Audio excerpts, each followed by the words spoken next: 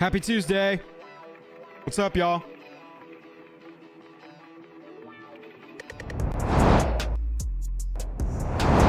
What's up? How we doing today, homies? I forgot my glasses. I left them downstairs. All right, y'all are gonna have to see me half blind. How you doing? Did you have a good weekend? Hope you did. How about these new Tarkir spoilers, eh? We'll be covering those in the next couple of days. Jake and I got a lot to catch up on. We've been in Chicago all weekend for MagicCon Chicago 2025. Will says he awkwardly stalked us. All right, dude. You should have come up and said, hey, man. We had all sorts of things. Look at this. We got a stamp this. This was the first con we got a little stamp. We could have stamped you. This is just an example. I didn't stamp somebody's receipt. Could have stamped your book or stamped something. I don't know. We signed a lot of cards, signed a lot of playmats. It was awesome. There's Jake. Everybody say what's up to Jake. Jake will be back in action tomorrow.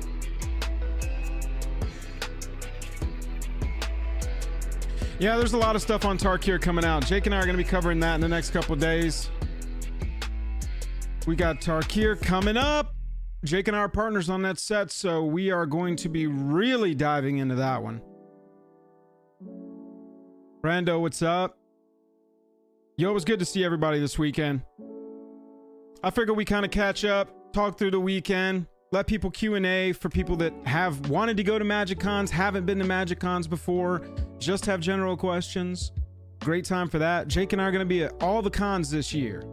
So we're going to be making some convention-related videos this year. Tips on survival, tips on saving money, tips on saving time. We got them all. Because, y'all, these conventions are packed. Nico, what's up? Nico was there. Anybody who was there or has been to a con in the last year can tell you these things are packed. There is no limit of stuff to do. There will be things that you don't do. There will be things that you don't even see. I never even... So at Chicago this year, all of the like panels, the biggest stuff, announcement panels, you know, like Commander at Home, playing, game nights rather, game nights live, stuff like that. All that was on this big stage in an auditorium, and I never even found that. I never even got that far. So there is plenty of things to do. Andrew, the wait to get cards signed at MagicCon depends on the day, depends on the artist. But yeah, there will be one, especially for people like Jess Rising. Who else had a really long line? Nico in particular could probably give you tips on like getting cards signed. We got a lot of people. We got a lot of homies that go and get cards signed. I'm going to show you a little later a card that I got signed this year. This con. I only got one card signed this con. Because we were busy. We were having fun. Yeah, Elena Danner, RKF, Ryan Pancoast. Yeah, dude, those lines were always capped.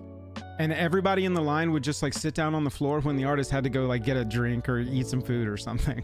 And so the line would just like stay all day. It was a blast though. Let me show you this. This is how my Chicago started. Y'all ready for this?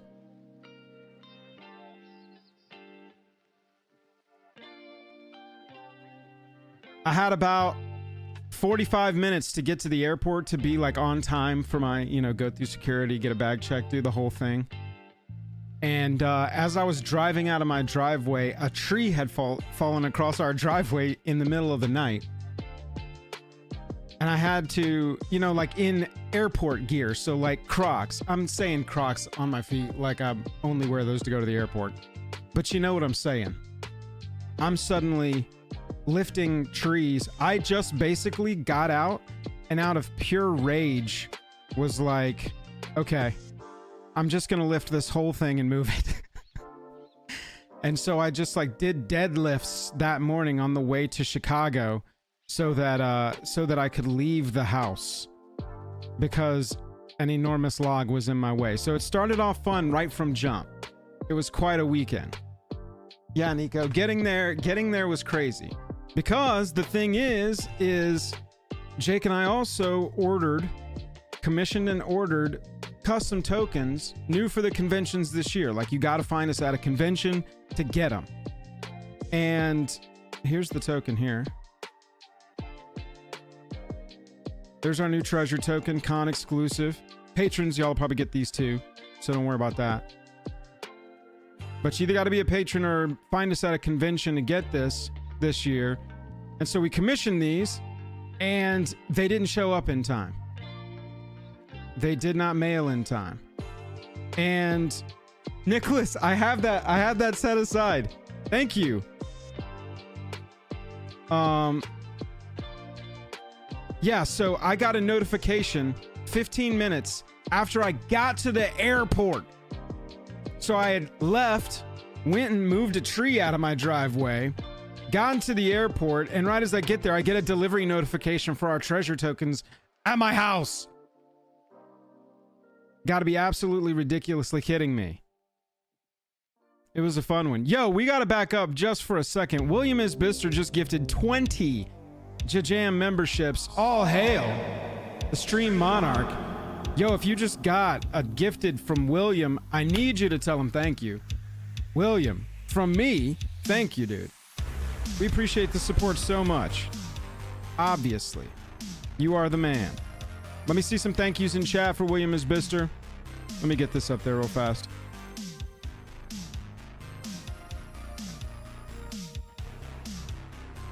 So the whole weekend started off with like minor inconveniences and chaos.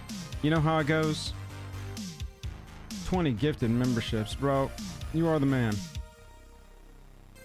William, thank you so much. Really appreciate you. As always.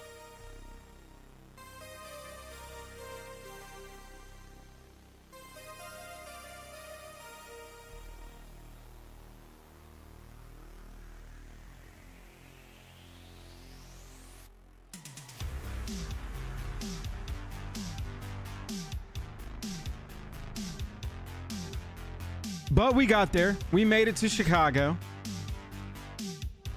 And as soon as we did, the fun began. I don't know if y'all heard, but it's a little bit cold in Chicago.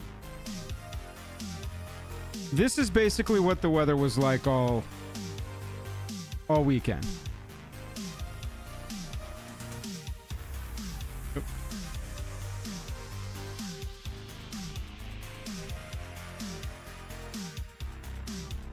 Anybody there can tell you it was hella cold. The cold in Chicago, if you're not familiar, is like only really cold when the wind is blowing. Like it's a nice freezing, balmy 25. But when the wind starts going, that's when you want to, you know, burrow into the ground and sleep forever. So we made it. Blight, what's up? We made it. Got some games in early. Next morning, we headed over. The convention center was nice. People who went, what'd y'all think of the convention center overall? This was like the walk up to the con. This was the main bridge that you kind of crossed to get over to the main area. You can see there. Grab my little my notes here. And so the night we got there, this is the next morning. The night we got there, we went over and got badges early. And we tried walking back to our hotel. My buddy Dom and me. We tried walking back to the hotel from the convention center because we were like, how cold can it be? It's only a 1.5 mile walk. That's not bad. Knocked that out in half an hour or less. About a third of the way, we stopped at a bar and I went, nah, I'm not walking any further. Got a drink, warmed the belly, got an Uber from there. It was a very taxi weekend, I'll tell you that. There was not a walking weekend. It was quite fun. But we got there Friday morning. Let me show you this. This was like the main entrance. So we just crossed the bridge y'all saw. This was like right as you got off the bridge. And it was cool. It was like the main big lobby. They had the Pro Tour. You can see that in the back. They had the Pro Tour in the back of like the main lobby area. It was kind of sweet. Not only, you know, big sign you see, you got our cosplayers. But the Pro Tour being over there in the back, it was nice. It kind of kept it separate from everything while making it a mainstay showcase. And that was kind of where the like feeling of togetherness for the convention itself sort of ended. Like this convention, more than most I've been to, except like DragonCon, which is awful about this, felt very disjointed. I'm assuming it's a building, you know, issue. Like they just have what they have at this convention center. But it felt to me like, and some people that were there can tell you, it felt to me like, oh, you know, this thing is over here. Oh, that thing is like down this hallway, down these stairs, and up on that second level. I didn't even know that was over there.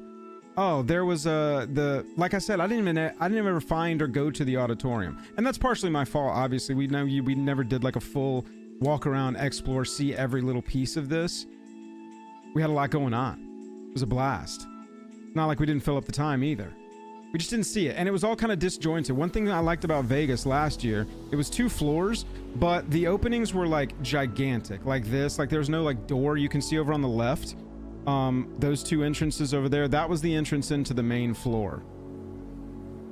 But the main floor only had limited play space. The main floor had all the vendors. It had the Creator Central where Jake and I mostly spent our time.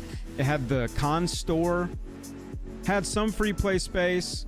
It was mostly like where people lined up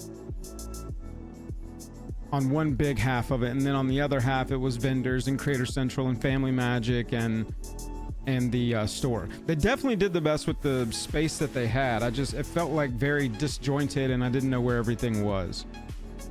I don't even have any video or pictures of the play area downstairs. There was one big play area downstairs that was kind of like the main ticketed area. That's where everybody went to just kind of casually play. And I didn't take any pictures of it downstairs because it felt like you were in the Matrix. The lighting, and I'm not kidding, was... Oh, I can pull up a good example of this on Blue Sky. Give me a second. I retweeted... Blue Skied? I don't know how you say that.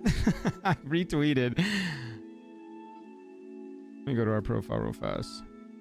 Yes, dude. Here you go. This is a perfect example. Jake Brown. Other one. Here we go. Look at this. On the left, that's what the lighting was like to the natural eye. It was like a yellow and green space. So you can see the difference here from Jake Brown's account. Jake was like, yo, if you've got a photo from the basement, leave it here and I can do some Adobe Lightroom work for it and fix it up. We never spent any time down there at all. It was weird. I didn't like it. It was definitely like, it looks like a parking garage that they converted. But that's why we didn't really spend any time downstairs, because it was just weird. And mostly we hung out on, at Creator Central. Yeah, here we go. Open. Yeah, there we go.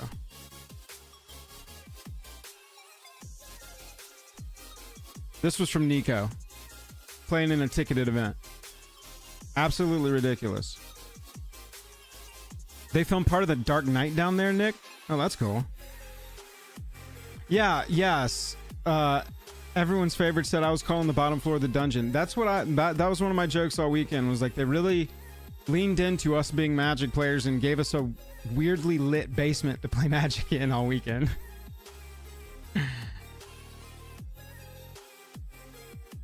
Oh, like the scenes where he was in that, where everything's white, like white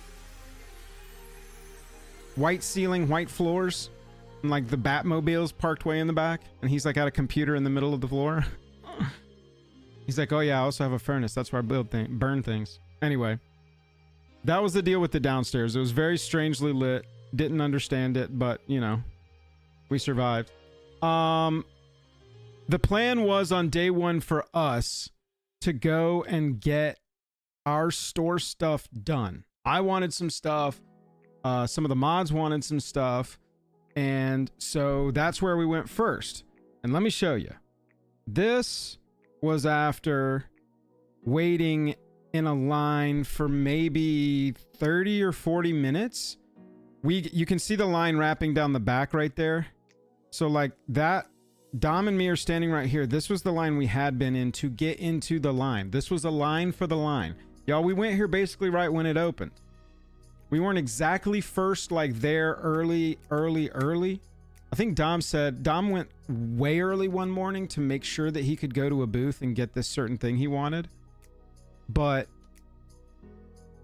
even then, he said he had to get there so early and just stand in line outside to wait to be one of the first groups in. The official show store was nuts. And not only that, but their inventory day one was incomplete. Not everything had showed up.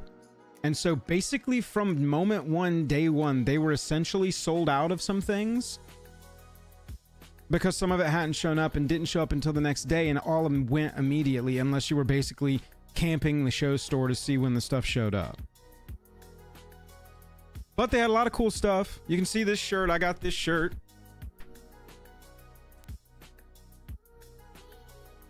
This was the key art for the whole weekend. You saw it on the playmat too. This playmat was the convention exclusive for buying Festival in a box,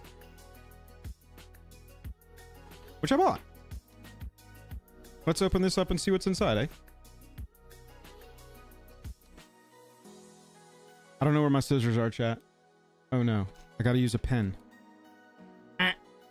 Gotcha.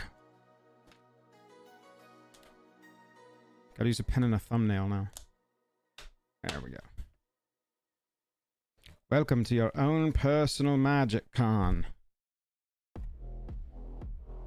There's our little promo pack. I've been putting them on these now, which is way better.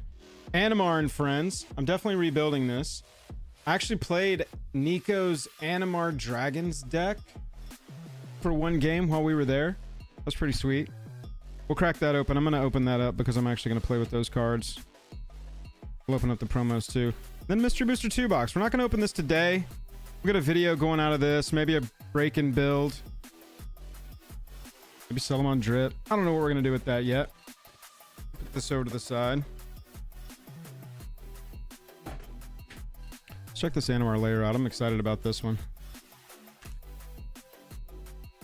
Wasn't fast enough to buy this from the secret lair. Oh, yeah, I knew I was going, and I was hoping, like, ended up becoming true. I was hoping that they were going to have some sort of exclusive with it. Ended up being a playmat. I don't need another playmat, but these playmats are sweet as hell, I'll tell you that.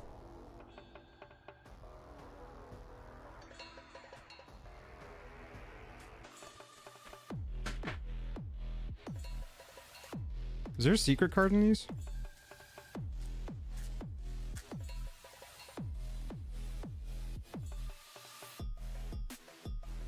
Oh, that's a sweet looking card, gotta say.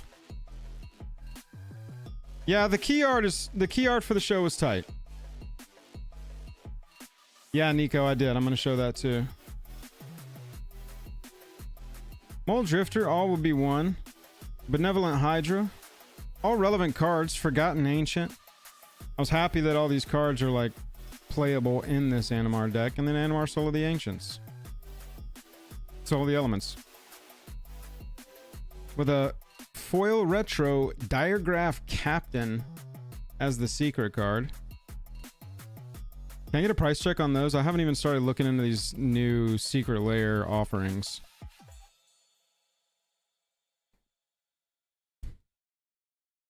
Matt said, should I wait on a group discount or check for a cheap rate at the Westgate? So Matt's talking about, and then gives me some bad news with a $4 price check. The Westgate. So Matt is asking about a hotel in Vegas called the Westgate. The Westgate is what the convention is closest to, basically. They're in Las Vegas in June. It's attached to the convention center, but I will say the convention has slowly moved further and further down the block at that convention center, which is enormous. And the Westgate's actually on the opposite side of the whole property from them now. I think that there's a closer hotel on the other side now. If you want to walk or if you want to buy a weekend pass for their like short system monorail or the underground Tesla tunnels. Somebody who has stayed on that side will have to confirm because I've only ever stayed at the Westgate. And Matt, I would say honestly, compare what you've paid in the past and start looking now. It's something I wouldn't dally on for sure. Second City. Damn, that's a sweet looking ponder. That's definitely going into my Stella Lee deck. Shoo-wee. That is hot. First Sliver. In the foil. Ay, ay, ay. That's a good looking card. Nice little pack of promos, gotta say. We knew these were going to be in there. The Diagraph Captain is a cool 65 cents. Get out of my way, Richie Rich coming through. Who wants me to buy him dinner tonight? Yeah, those are cool. That's a cool little festival in a box. And then, of course, it comes with the Mystery Booster 2 box, which these are just cranking right now. And if you pull the right card, obviously, you're super cranking. I appreciate everybody hanging out today as I'm going through Chicago. I've seen a lot of questions. Please repeat yourself. Do not hesitate to repeat yourself, especially on this stream, because I got a lot of stuff to talk about. There's a lot of questions flying. I'm not going to get to them all the first time. So I appreciate you repeating yourself so I can get in there and answer your question. So that was kind of the store experience. Oh, no, let me talk to you about this. So as you can see here, nope. As you can see here, over here to the right, let me see if we can, it's under chat, so it's going to be harder to see. There we go. You see that right there? Yes, there we go. Let me make that a little bit bigger. So this line right here, ladies and gentlemen, this little line right here with nobody in it belongs to the Black Lotus VIP badge holders. Now, Black Lotus VIP badge holders have some limits of purchases they can make per day, but limits. We're gonna go limits. It's like you can buy as much as you can carry in weight. But they do have limits. However, we were able to have our Black Lotus badge friend grab what we needed and not wait in the line. So if you are going to get a Black Lotus badge, know that this is like one of the extra perks, is that you can skip all this and hit that show store. But if there's somebody with a Black Lotus badge in your group, also very helpful to the overall proceedings. I'll say it that way.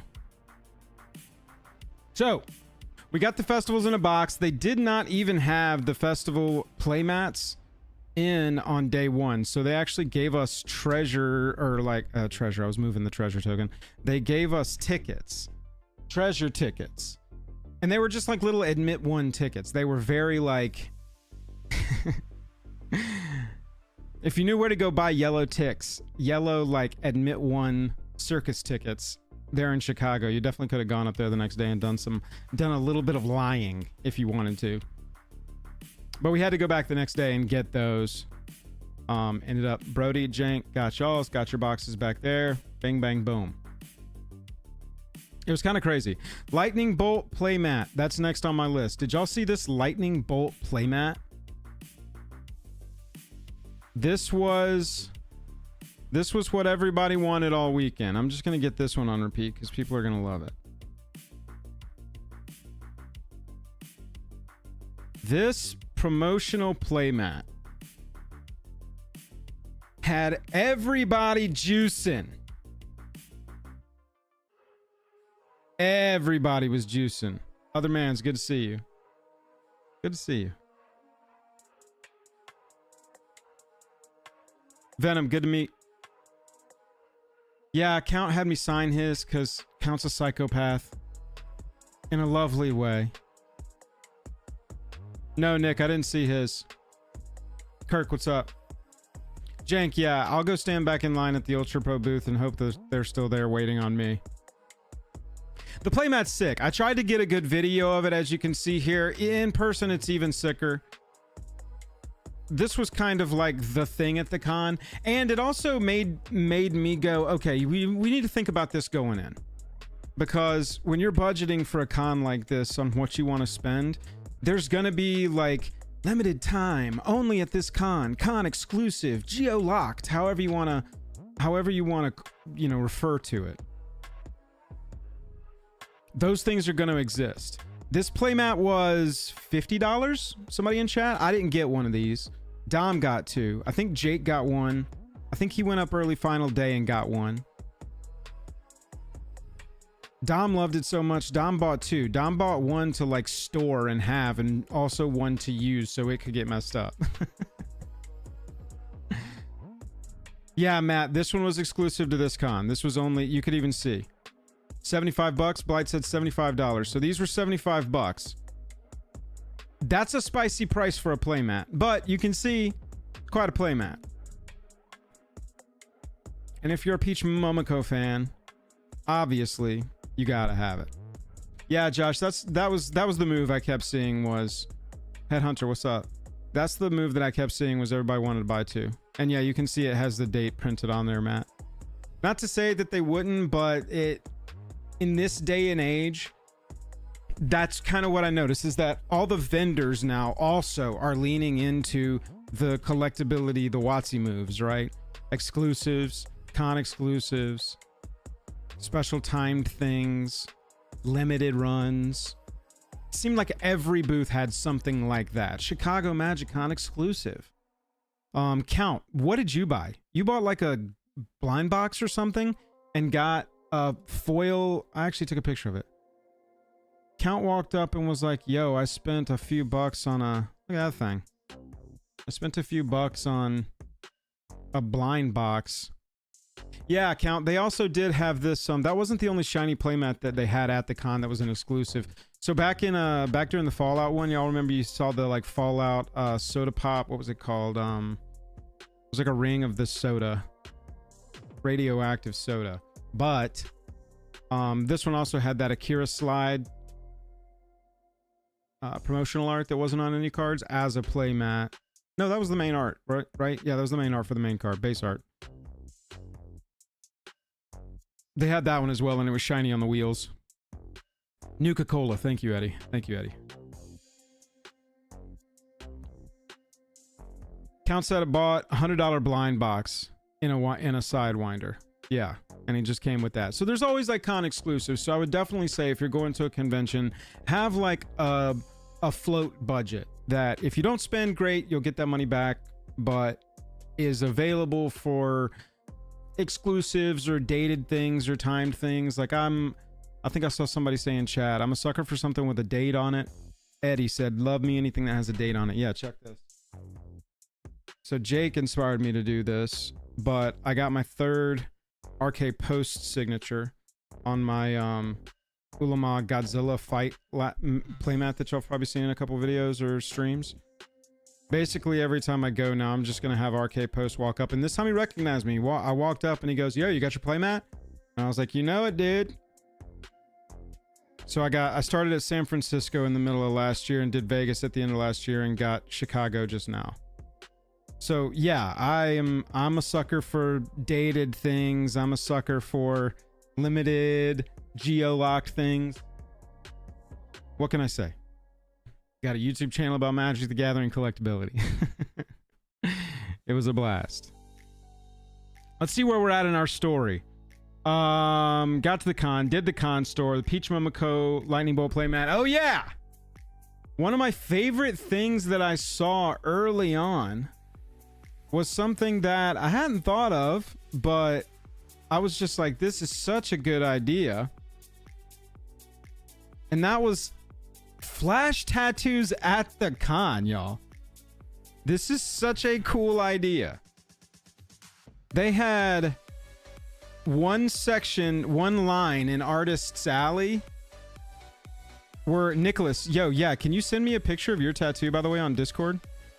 I'm Joel Bozo on Discord, Joelbozo. I don't know if you have a good picture of it. I don't want to put you on the spot. And you don't have to share it if you don't want to. But, yo, look. This was just one of the coolest things as far as I was concerned, especially finding it early on. All of these tattoo artists over there just doing some work. Got you. Thank you. I thought that was really cool. Kilala, what's up? Saw Kilala. Met Joe. No, Matt, I'm a tat free dude. I was super straight edge a lot of my life, bro. Grew up in the church. Tattoos were a big no-no. Yeah, here we go. Open link. Boom. Nick just shared this. Shout out Nicholas Little in chat there. Thank you for sharing. Got a nice little MTG Flash tattoo. Bing, bang, boom. Thought it was very cool. One of my favorite additions to the con this year, and they definitely should keep this going. Yo, AJ, I've suggested massage chairs myself. In Vegas, if you've been to Las Vegas before, if you've gambled at any of the table games, they'll have masseuse people. I'm trying to get my brain back on straight, y'all. It was a long weekend. Mentally draining. They will have people that will walk around while you're like sitting there playing craps or blackjack or table games, whatever, and will give you a massage. And I've been telling them since jump, y'all got to get on this. I would personally hire someone to come over and massage my shoulders like 3/4 of the way through day 2, sitting there playing Commander. Somebody's going to come over. Yeah, dude, I'm into that. Let's rock and roll. But yeah, this was pretty sweet. This is not my arm. This is Nicholas and Chat's arm. Gen Con has it? Oh, nice. Yeah, dude, they definitely got to get that going. Even stations. It doesn't have to be somebody walking around like Vegas style. That seems like a lot, but just station, I would definitely go get a massage once a day. I like a good massage. So that was Tattoo Alley. I thought that was a sweet little thing. Then we had our meet and greet, and it went awesome. I think in the future, we're not going to schedule our meet and greet for Fridays because, come to find out, let's see if this video will even load. Come to find out, it hasn't loaded in full res yet. It's still uploading. Yeah, it's still uploading from my other phone. But here's like some shots from our from our meet and greet. I'm telling y'all are like competing to see who can get me and Jake to sign the craziest card that we want to push back on signing. This time, I need a price check on this card. This is a card that I've talked about on the channel a lot. Secret Lair, Sir Conrad the Grim. And bro, I forget your name if you're watching, but had me came up and had me sign specifically that Lair. Was just like, yo, we I want y'all to sign one of the cards from the Secret Lair. And I was like, you seriously want me to sign that, Sir Conrad? Because that's the one I'm going to pick. If you're giving me a choice, that card is... That's one of my biggest FOMO. I can't believe I didn't buy that Secret Lair cards of all time. About 60 bucks? Yeah. I'm telling you, y'all are just trying to outdo each other at these things. Craziest one I've had to sign so far. I'm pretty sure. But yeah, love that. Meet and greet went great. Let me see if I got some more shots from it. Yeah, this goes all the way back to the Sir Conrad. Boom, there was us like after the fact, yeah. Aw, that's just at our little booth. We had a blast. Our buddy Damien, shout out Damien, taking pictures for us. This was over here. Probably won't schedule it for Friday anymore because Friday is when the preview panel is. And the preview panel was happening during our thing, so people were coming up and like, oh, did y'all see the new card? And I was like, I don't see. Oh yeah, the con exclusive. Yeah, Jake and I we were asked to sign that Peach Momoko playmat a couple of times this weekend. My signature's on a few of those out in the wild. And yeah, so we were like scheduled against the preview panel, which we would have liked to have gone to. And sort of like stream it or live tweet it or just video something.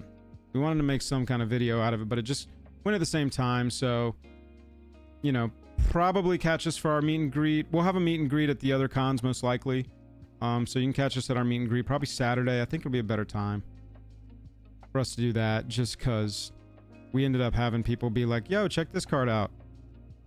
We hadn't even seen any of this stuff yet. Here's us. Oh yeah, there's Jake signing a gold saber-tooth playmat with a tally on it. Very, very appropriate. But yeah, that was pretty sweet. Meet and greet went well. Always a blast. This one will help the this one will, patrons will love this. Other channel viewers, look who it is.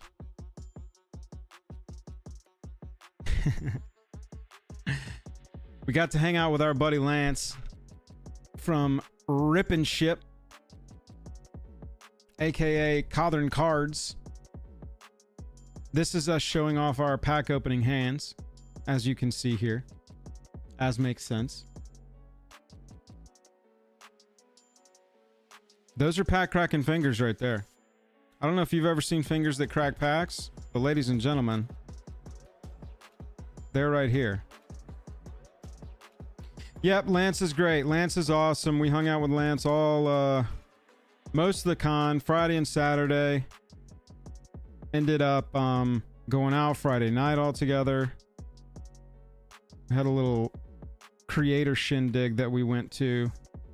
Actually drafted 2XM. I'll show you the deck I drafted too. Putting the secret lair in some sleeves. Lance is a sweetheart. Lance is super cool. Highly recommend you go over there if you're not already. Subscribe to Rip and Ship by Moonshot, por favor. That's Lance's channel there in the middle.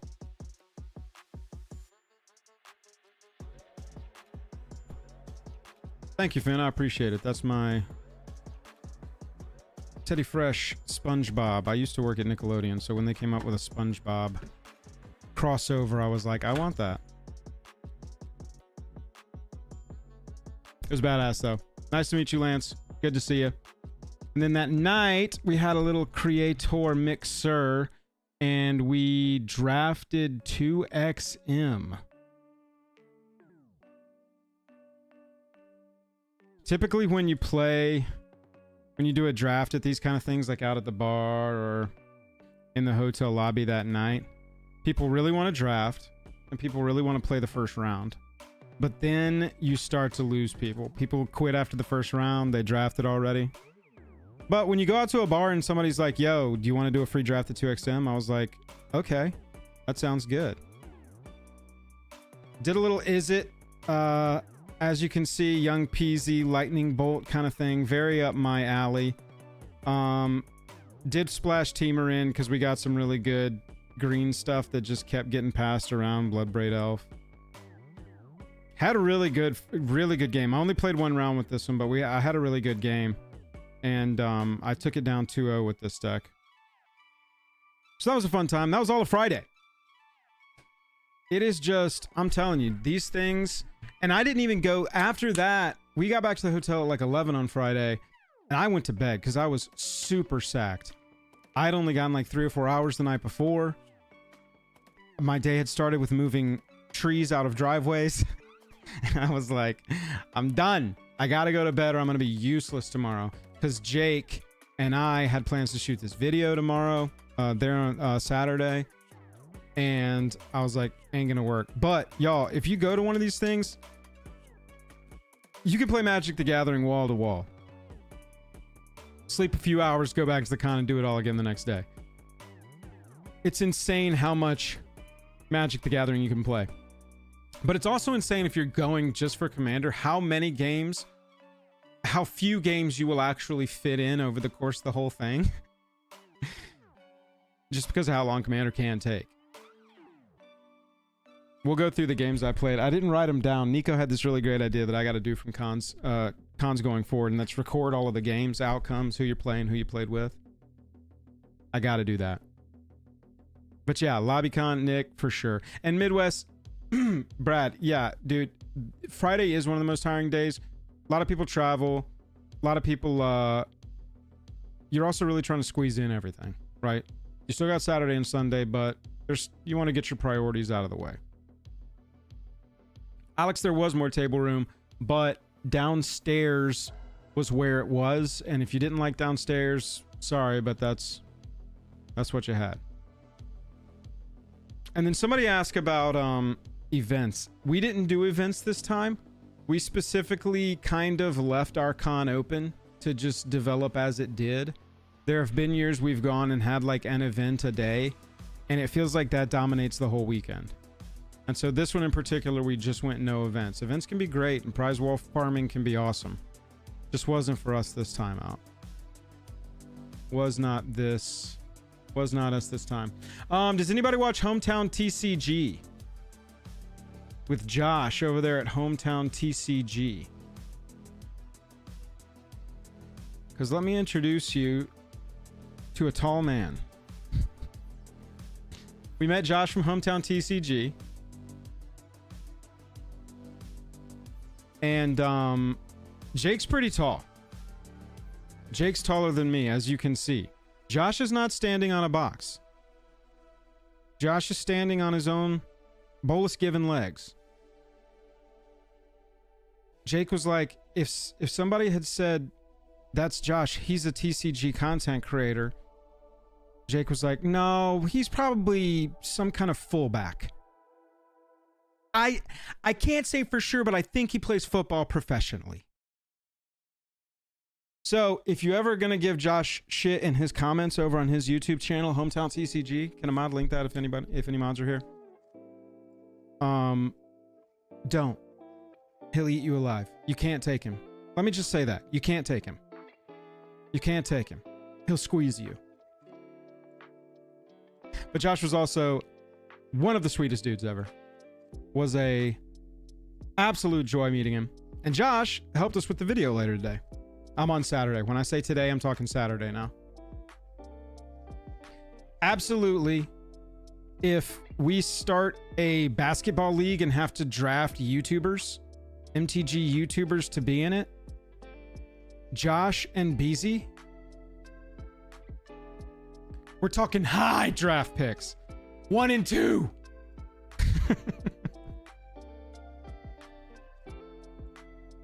That'd be a fun MagicCon event. We need to get Josh and Beezy playing one-on-one basketball. They play 5 minutes of basketball, and then they sit down and play 5 minutes of one-on-one standard constructed. And they go back and forth. It'll be like chess boxing.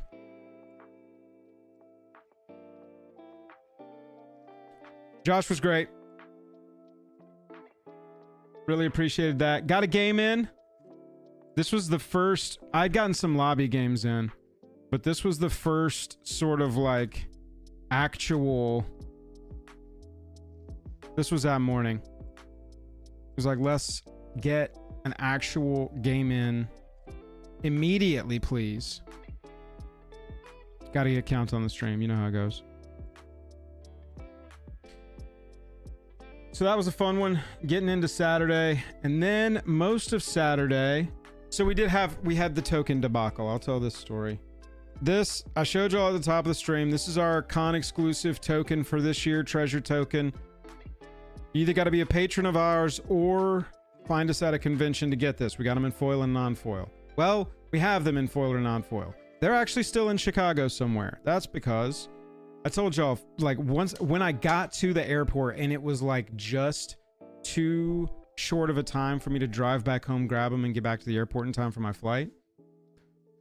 My wife took them to the store. Okay, we're going to see what it takes to overnight them. If it's under, you know, $100, we're right? Like, these are our only tokens for the year. We got all these things made. We got them commissioned, got them printed, got them shipped from China.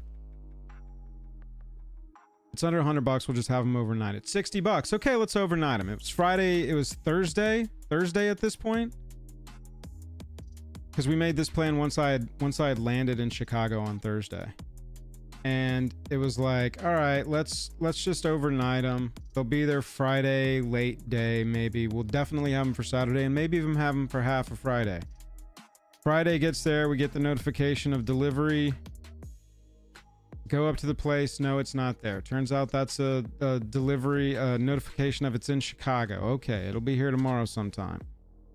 Get halfway through the day here. We play a game with Count and friends. We did some, you know, early schmooze and businessy stuff that we had to do. Go shake some hands. Shake some babies. Kiss some hands. You know how it goes.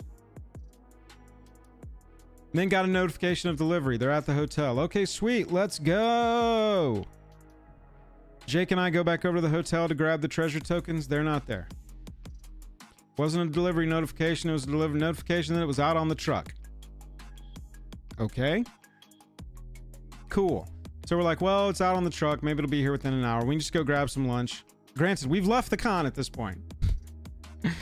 Like, we'll just go grab some lunch. We can, you know, we'll hopefully in the next hour or so it'll be delivered and we can get them back with us. Finish lunch. Go back over there, double check. Nope. Okay, well, screw it. They'll be here sometime tonight, and we'll have them all with Sunday. Anybody who finds us on Sunday. And we had been telling people all weekend. Oh, look, by the way, shout out Lupo. Lupo's in the background of this picture. Lupo was there all weekend. Fine, we'll have them tomorrow. Okay. We've been telling people all weekend, come find us. Come find us on Sunday. We'll have these cool tokens. You'll love them. And look, they're cool. We were excited about them. Got to get these out in people's hands. Thursday morning gets here. Sunday morning gets here. And I go down there early. No, we don't have anything by that name. What are you talking about?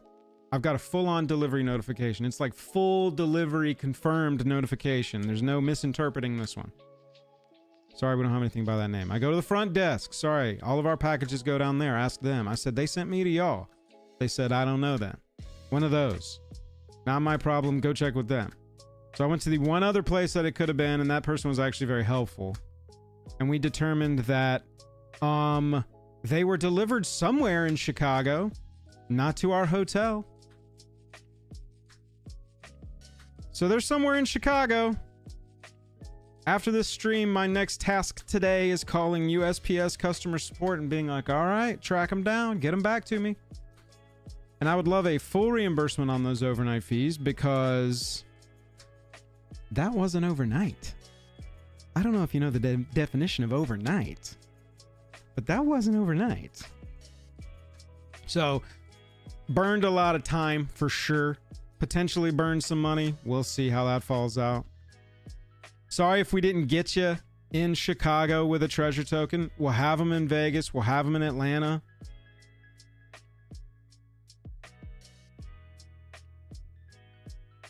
Patrons will hit them up. Patrons will hit y'all up. We'll get them. When we get them in hands, make sure y'all got them for sure. Hometown, what's up? There he is. Starting linebacker for the Renton, Washington Wizards. Hometown TCG right there. It was great to meet you too, dude. Dom ate them. Well, Dom, thank you, man. I hope they were delicious. It was a bunch of treasure. We had them in foil and no foil. You had them Chicago style? Oh, yeah, God. Oh, yeah. Oh, yeah. So then we were at the stage where we were actually ready to shoot a video. We got back over there. We gave up on the tokens and we were just like, look, fine.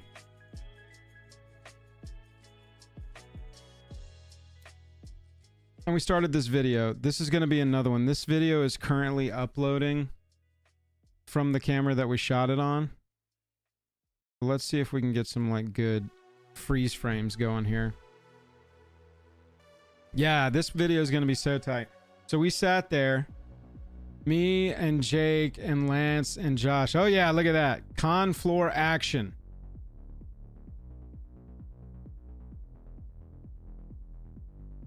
Me and Lance on one side of the table. And then Jake and... Oh yeah, dude, this video is going to look tight. Jake, I don't know if you're watching right now still, but look at that shot. These shots are going to look dope. This will all be really fast, us opening the box. Basically, the idea was we're going to open... There we go. Then Josh and Jake were on the other side. So this is going to be one of the few times in our lives where this video is going to be Josh and Jake and Joel and Lance. Lance, petition to rename yourself to a J name. I'm going to start calling you Jance. Jake and Joel and Josh and Jance open up 2 boxes of Magic the Gathering. It was a blast. Oh yeah, y'all. We had Mr. Rippin' Ship rippin' packs. Mind-blowing. The idea was we're going to open these 2 boxes. Then we're going to let people, community members, homies walking by, pick the cards for the deck one card at a time. Like they're drafting, but they'll have the entire pool to choose from, minus the picked cards and any duplicates of stuff that's already been picked. And then we'll have 2 commander decks, 2 100 card singleton decks, as it were. Then we're going to play them against each other, and the box topper that you see right there in the middle of the table, that's going to be the prize. And so kind of cool was, let me see what the very last shot of this is. Did we get this, or was this a different shot? No, yeah, we got it. Look at that, ladies and gentlemen. Got some MTG celebrities on the channel here. The Play to Win boys, 2 of my favorite fellas in the whole space. We had them look through all of the cards that we picked and choose the commanders for us. So we were like, I mean, come on. The most powerful Magic players choosing the most powerful card in our deck. Come on. Of course. And so we got Cam and Dylan in that video too, so that'll be a blast. This whole video is just going to be so tight. So they picked the commanders that we built, and you either had to be there or see the video. I'm not going to spoil anything. Haha. I think you could probably tell if you were watching. Amy Amazonian, she came over and picked a card for us. I loved that. Got to meet a lot of creators this time that Jake and I had not previously met. Amy was awesome. She is so good. She's so nice and gracious. And that camera turned on. Look at her go, y'all. I know you can't hear what she's saying, but she killed this. It was incredible. She turned on. Makes sense that she's a popular content creator in the space.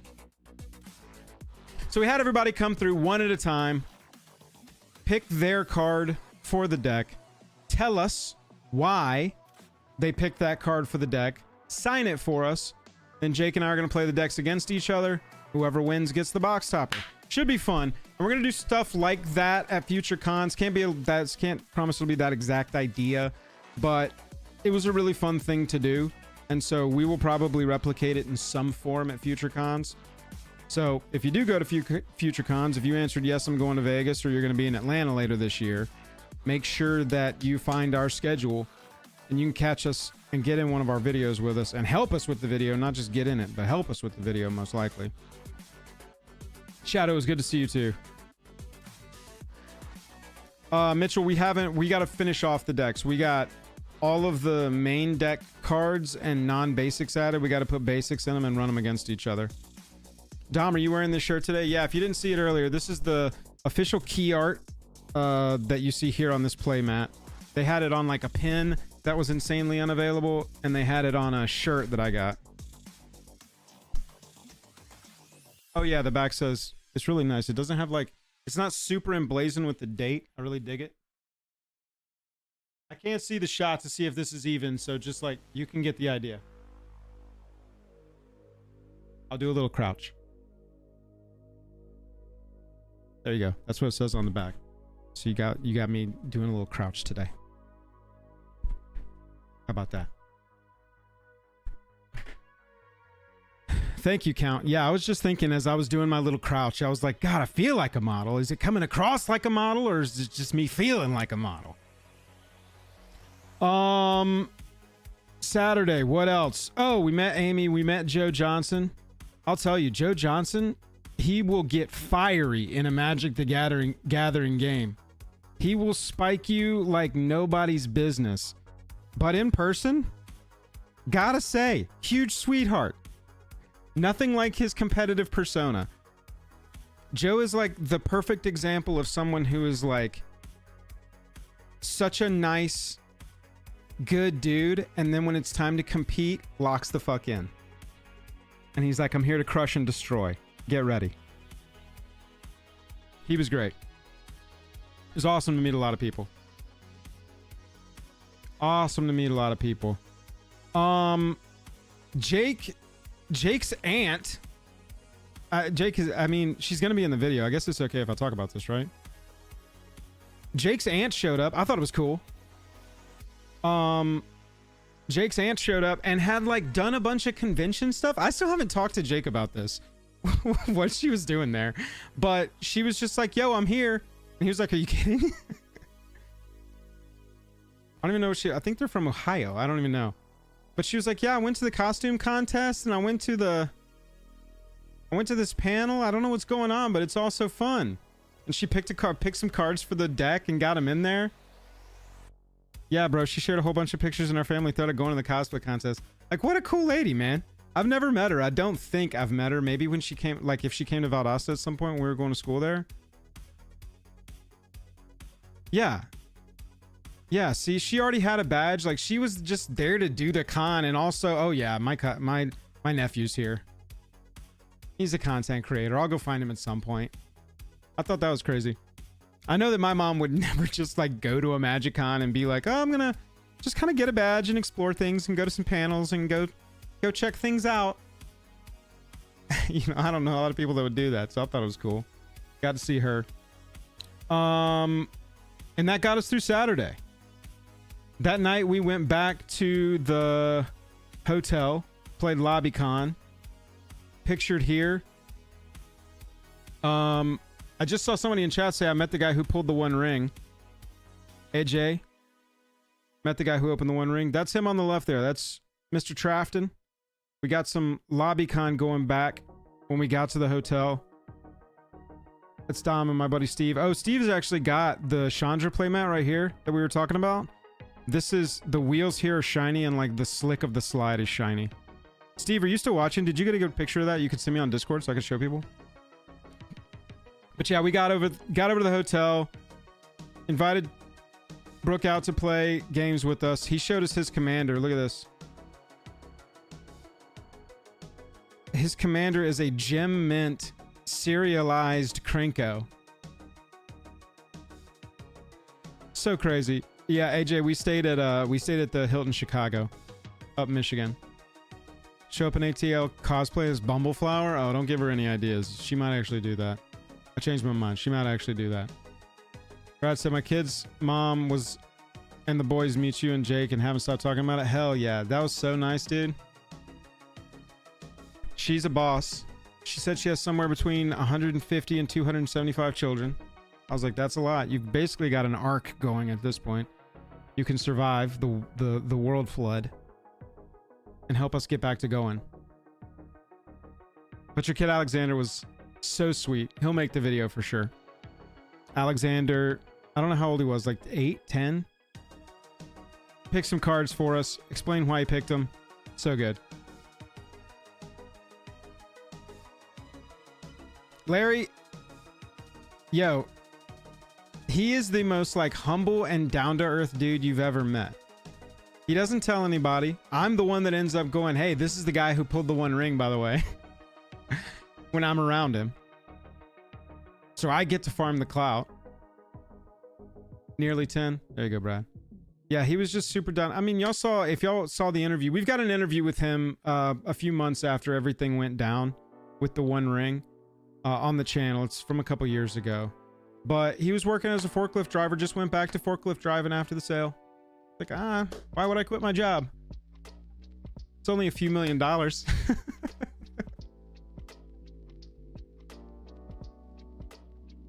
Did the people who picked the cards know what other cards were already picked or just blind? They already knew, Jank. What we did was we had the decks laid out in mana value sort in columns on the other end of the table. And then we had all the cards sorted by rarity roughly.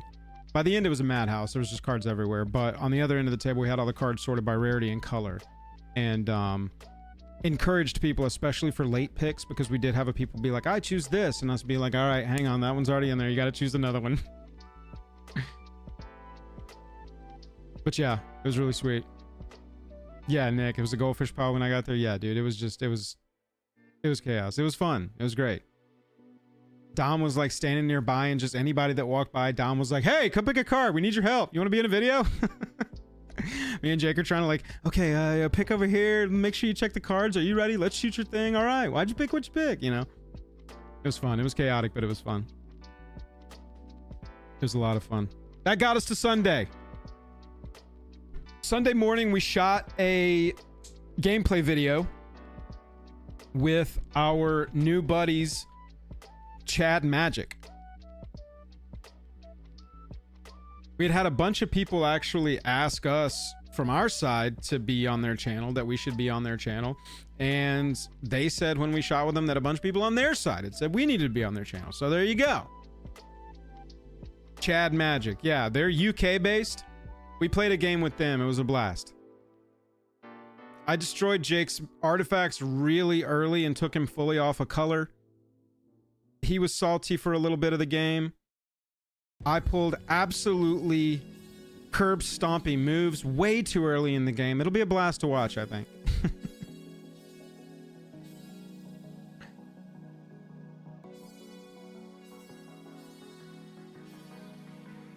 So that was Sunday morning.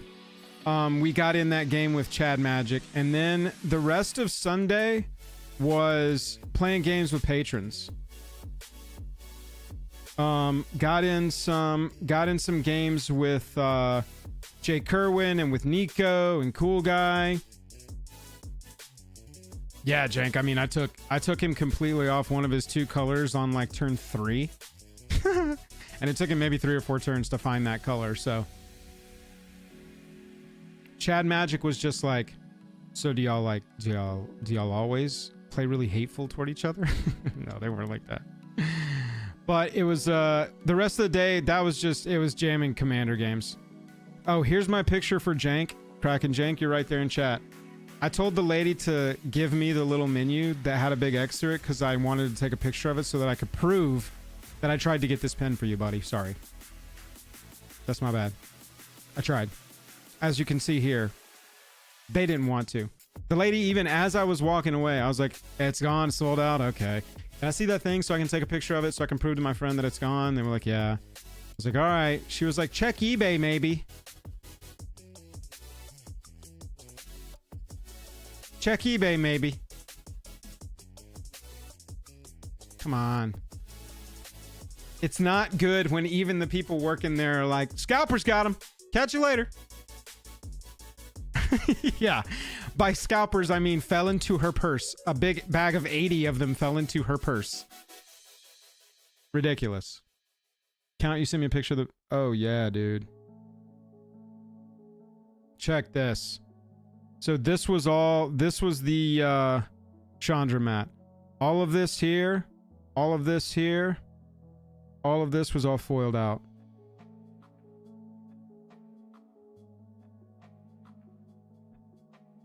Flash, you gotta stop us. If you see us at a con, stop us. Look, that's my rule. And I'm pretty sure Jake has this same rule. The people playing Commander with us know. We want to make time for the people to come and say hey. Please never hesitate to say hey. Unless I'm literally in front of a camera talking into a microphone. In which case I will ask that you give us just a few minutes. Please interrupt whatever we're doing at a convention. That's what we're there for, is to see you. And we want to see you. Flash, glad to have been near you. Glad to have been sharing the same con floor as you. Yeah, Vegas is going to be nuts, y'all, because that is going to be Final Fantasy. And then Atlanta's going to be Spider-Man. Like, it was tight. It was pretty cool. It was pretty cool. All the Aether Drift, like, motif and special things. Of Final Fantasy special things. Spider-Man special things. Mitchell, no, dude. Never feel bad about stopping us. We are there to be stopped. We are present to be stopped. Yeah, Nick, we're gonna have some Atlanta stuff going on. Faux show. That's my neck of the woods. Nobody's really looking forward to Atlanta because it's Atlanta, so I want to try and show everybody a good time. Get everybody a little more into the idea of Atlanta. We did not do Mystery Booster 2 Draft. Flash, we did a Mystery Booster 2 event in Vegas. Unknown event. That was actually, I think, Mystery Booster 1, now that I think of it. Oh yeah, AJ. Were you the serialized?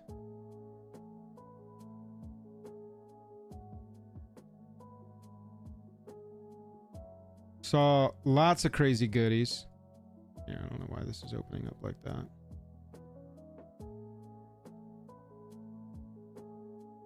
Somebody's serialized One Ring. Well, serialized Soul Ring, excuse me. Serialized Soul Ring.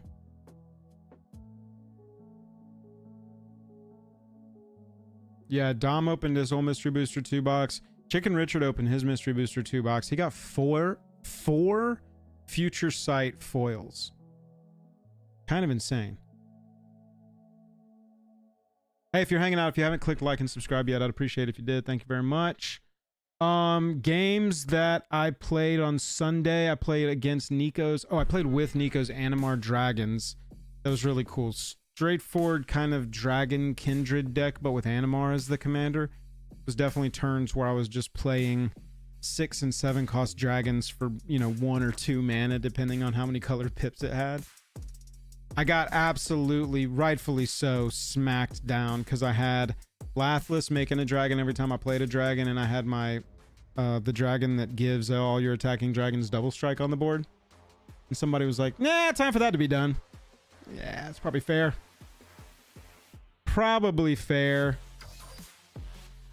Other stuff of note before we kind of look at some of the merch and gear swag stuff that I walked away with. The disjointed feeling. I know we talked about that. Let me answer some of these questions real fast. Spider-Man previews will be in Vegas. I believe Spider-Man will be out in Vegas, won't it? MTG Spider-Man release dates. Oh, it's just not expected or not announced yet officially. Oh, Edge of Eternities is August 1. So Final Fantasy is June 13th. So that's literally 2 weeks before Vegas. That's sick. Or a week before Vegas. Edge of Eternities is August 1st. So that means that Spider-Man won't be till like October, September or October. No, Deets, I didn't do the Fine Fibblethip thing, but I it's a good idea. It's fun. Final Fantasy promo being Vegas, yeah, I mean in Vegas, that's definitely potential. Yeah, Dom's Gonti deck was really fun. Dom has got a brand new mono black Gonti deck. He's actually sending me the pictures right now that I was about to ask for. He can read minds. Got his Gonti signed by Richard Kane Ferguson, and you may be looking at this and going, oh wow, that's such a cool signature. I love that.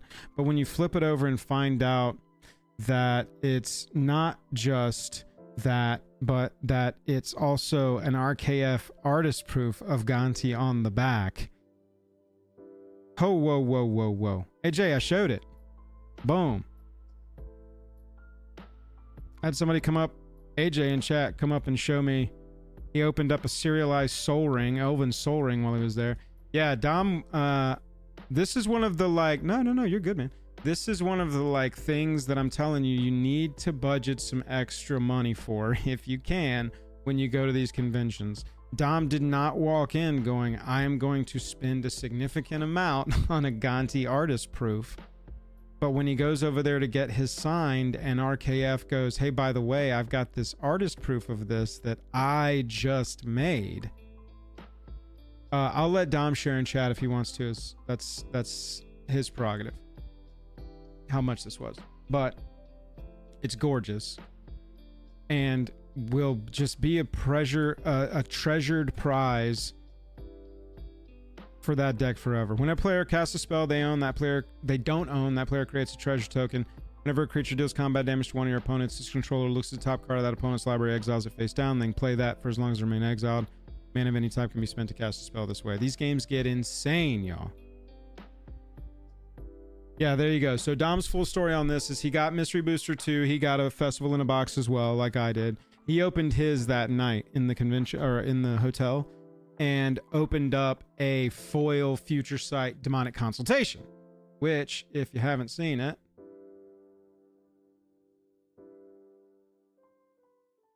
foil version of this card here. Let's take it over to our sponsor, TCG Player.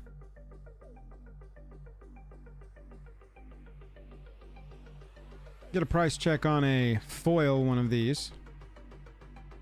Oh, cool. 183 market. 185. Near mint. Lows 182. Pretty sweet pull there. Sold it. Went and got an RKF artist proof. Pretty sweet.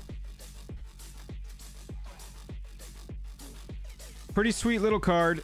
And again, just not something that you count on going in there. Not something where you're like, oh man, that special version of my favorite commander or whatever is going to be available. Got to be ready for it if you want it.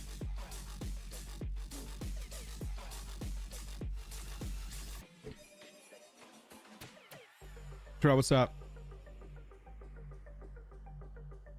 Oh yeah, dude. Brad, send that to me if you got some stuff for if you got some stuff from Gold Saber, for sure fire that over to me. For sure. Pro Tour was right outside in the lobby. I thought that was cool. It was nice to kind of like give that whole, it gave me the feeling when I was getting there like everything was going to be nice and connected. And you know, there's something to be said, I think, if they've got Pro Tour outside, right? That was cool. And it's good for like noise. There have been some bad events. Like I think there was a major PTQ, RCQ, something, Secret Lair Showdown, some kind of major event at a con one time, and it was right next to the main stage. And they were like announcing preview cards and everybody's screaming while people are trying to play Pro Tour less than 50 yards away. Way less, like right next to it. So that's happened before, so I can understand why they wanted to separate some of these things. But I will say, being at conventions like this, having gone to a bunch of conventions like this, I think there is something to be said for, in the distance, at an acceptable level, hearing a lot of cheering, hearing a major and not hearing, seeing a big panel and the lights and the sounds. You didn't really get that feeling at this because that had its own space, which again, pros and cons, right? I like these conventions to kind of feel like all inclusive. Everybody's there. Some of my favorite cons have been like I'm playing games and I'm kind of like watching the artists' booths from across the way, pseudo standing in line for them. You know what I'm saying? And as soon as it looks like there's like one or two people in line, okay, I'll be right back. I don't have any responses. Go get a signature real fast, you know? I don't know. Something to be said for it all to feel a little bit more connected. I never even saw that entire event space. Again, it's on me, but it just wish it was a little more connected. I think my main takeaway from the weekend, and the downstairs play area, like that space, McCormick Plaza, whatever the place was where we were at. You absolutely got to light that downstairs better for gameplay. For it being an event space. Yeah, you got it, Brad.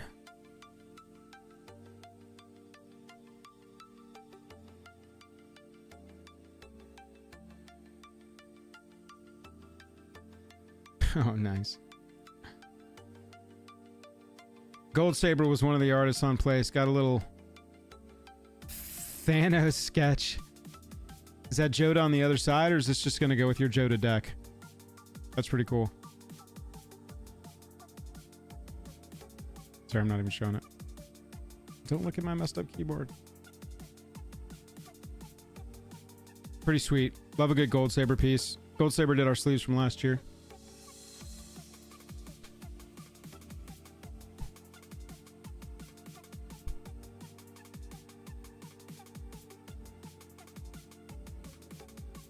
Going with the Joda deck. Nice. Yeah, anybody else who was there, y'all answer this question too. Brackets weren't really a thing. There wasn't like a, hey, come test out brackets or show us your bracket decks and we'll, you know, see how accurately they fit the bracket. That wasn't really a thing. That wasn't really a thing. I mean, they were there. They certainly were there. Lots of the not rules committee, but lots of the commander format panel came up and said hey and, you know, asked for feedback if we had any. Told me and Jake we can get him on the channel if we ever wanted to interview him about any of that kind of stuff. But overall, it just wasn't really like a thing. Brackets were downstairs. Gotcha. Downstairs, they did a beta test where they assigned tables with specific brackets. Got it. It was definitely a major... It was a major, like, conversation, but I didn't see it was happening. Downstairs in the dungeon level, they had great matchmaking helpers using bracket flags. Didn't stop people from lying about their decks. Well, that's cool that they got some IRL testing of it, and sounds like probably that it included people who were trying to kind of cheat the system, which that you need that early on. That's like part of stress testing is, you know, roast this. Find all the loopholes. Push it through. Yeah, Dom beat me with some Ketramos thing. He was trying to tell me it's a 1. I was not hearing that argument at that time. AJ said, definitely this year's Chicago MagicCon was better than the last one. Why do you think that? What makes this one better? We certainly had a good time minus the cold. That was rough. That was rough. And everything being down creepy escalators. Every time you wanted to go somewhere besides that main hall, main floor, it probably involved a creepy escalator that you didn't know was a path to somewhere else, but suddenly was a path to somewhere else. Check the rest of my photos here. Oh, the hoodies. We got a lot of questions about these hoodies. So I designed these hoodies for me and Jake as a gift for him at Christmas. These aren't like officially available anywhere right now, but I have seen people ask us about them and what they are, and so we know that there's a desire for some stuff from us on that front, so we'll figure it out. Got our set symbols on the right sleeve. This is the set where we started playing together.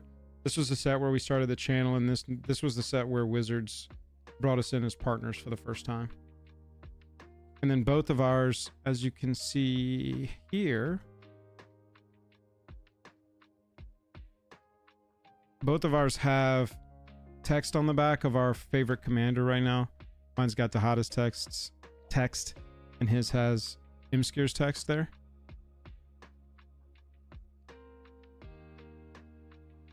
We took some shots for my mother while we were both wearing them at the same time. So there's ours in our JAJAM hoodies. As she went to make mine, she messed up the JAJAM thing and had to like embroider it into a patch. She's a hobbyist embroiderer, more than a hobbyist, less than professional, more than a hobbyist. But yeah, there's not much of it, Buzz. She put the patch on there, got her little symbol there, got her little YouTube symbol on there. You know how it goes. The benefit of this one became that people could find me across the con floor immediately. You could just do one 360 scan and be like, there he is. So I do recommend that. That's another tip. If you are going with a group, have some sort of visual indicator way to find each other, because it will happen that you will get separated. And you can either call each other or text each other, have a meeting place, or you can all wear highlighter orange. Dom brought a flare gun, but they did ask him to leave after he fired it the second time. Everybody was super into it the first time. A lot like, ooh, you know. That would definitely be a tip. Bring extra money. You're going to spend more than you think. Budget for unknowns. And a few people need to wear some kind of visual indicator. I saw people wearing a headband that had a giant red arrow pointing down to their face. Pointing down to their head. I was just like, all right. I mean, you never get lost, I guess. You can always just go, oh, there he is. He's got a big red arrow. The guy with the big red arrow over his head.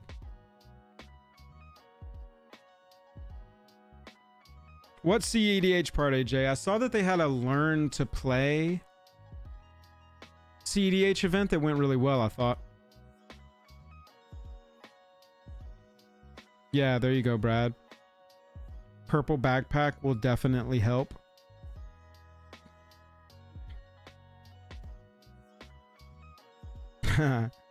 Dom just shared this picture.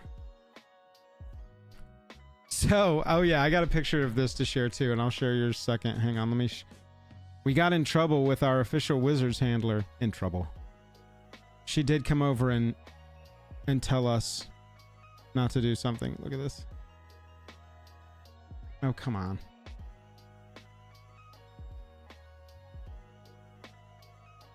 Oh. They had a big magnet board.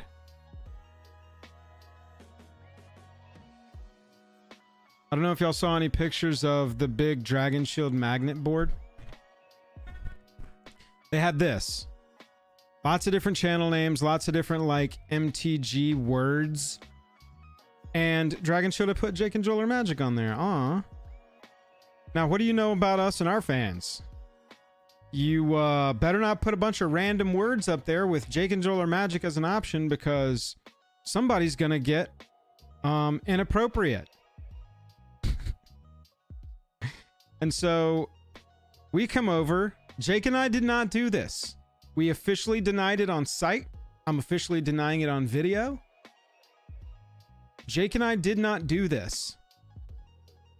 We did, however, get in trouble for this happening. I know who it was.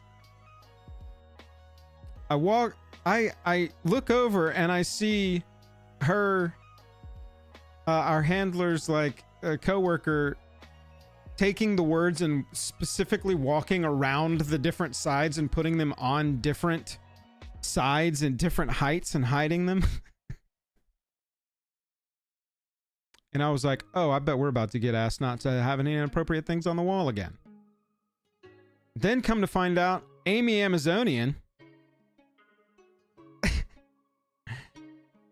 not only got in a farewell joke against me, but was having a good time with the words. Because inevitably, if you give a bunch of humans a bunch of words, they're going to try and make the dirtiest phrase they possibly can. So that was another fun part. Jake and I, we forgot to take a picture with the dang Jake and Joel are Magic magnet. I hope they have this in Vegas again.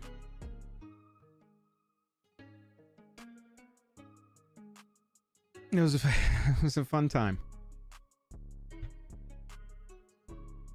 And the hoodies. Okay, so we got all that done. Let's take a look at some of the other stuff I got. Showed you all the shirts, showed you all the mat.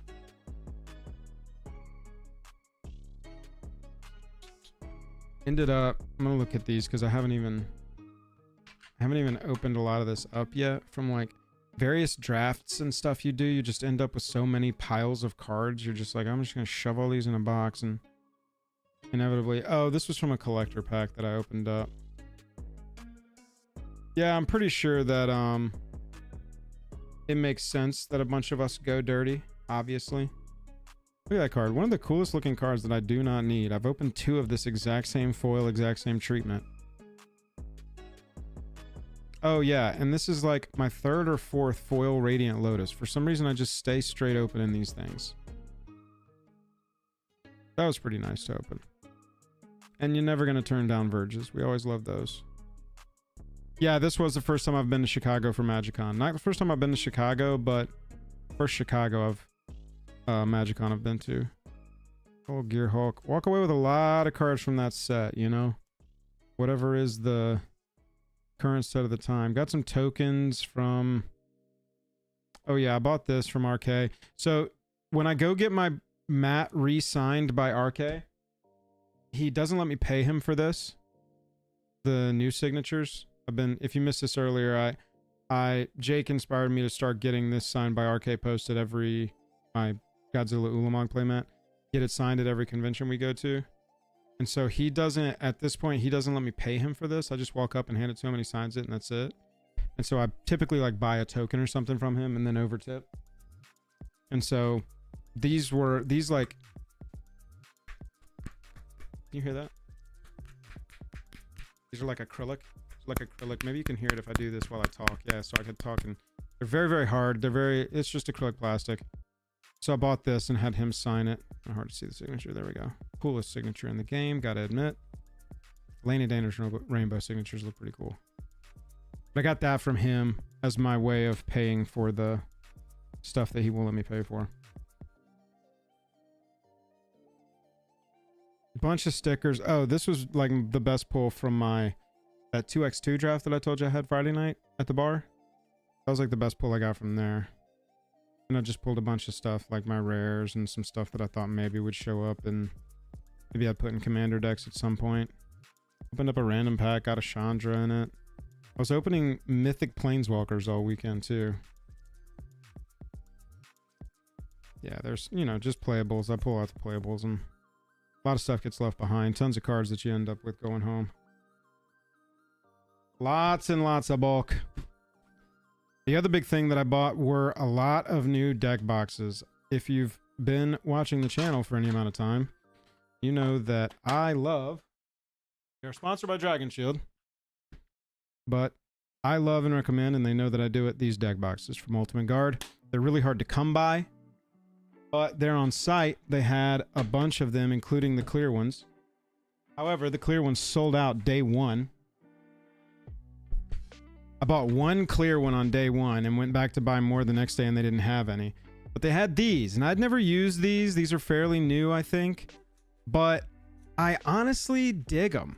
I didn't like them at first, but I bought the red one and the yellow one because they were out of clears. And I bought the red one and the yellow one specifically for Prosh and for Bumbleflower. And I was like, I'm going to see what I think and live with them for a day or two. And they'll either be like the deck boxes that I like the least, the deck boxes that I like medium, or I'll like them. And I ended up really liking them. They feel exactly the same. Obviously, they're actually a little bit like slicker, smoother, little tiny new design.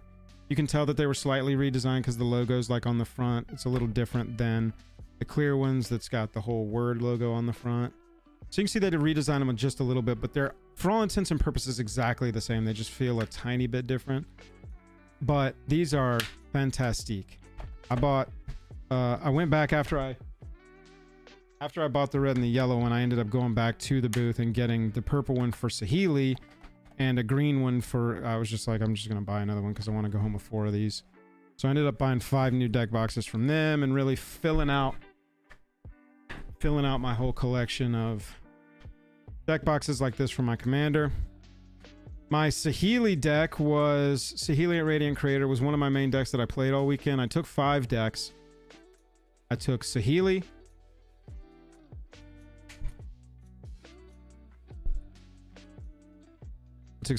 I took Dahada, I took Prosh, and I took Y'shtola Knights Blessed from Final Fantasy. Friday night at MagicCon, I went to sleep. I told him that. We'll go back and look at that Y'shtola in a second, but I want to show you all my Saheeli deck. I did a little customizing on the Saheeli deck. I went and got new Lightning Greaves signed by Bridget Roca and Clifton Stommel. They are Starsieve, the artist pair known as Starsieve, and they were there on site. So nice. I got to sit there and talk with them about some of the sets they've got coming up, what they could and could not talk about as far as like where we're going to see them. Really in love with this, and also got this from Bridget. Bridget didn't have like straight up, you know, tokens per se. She had these little mini prints of her art. And so I got this mini print and I was like, yo, will you write energy on there and sign it for me? And she was like, yeah, of course. I was like, perfect.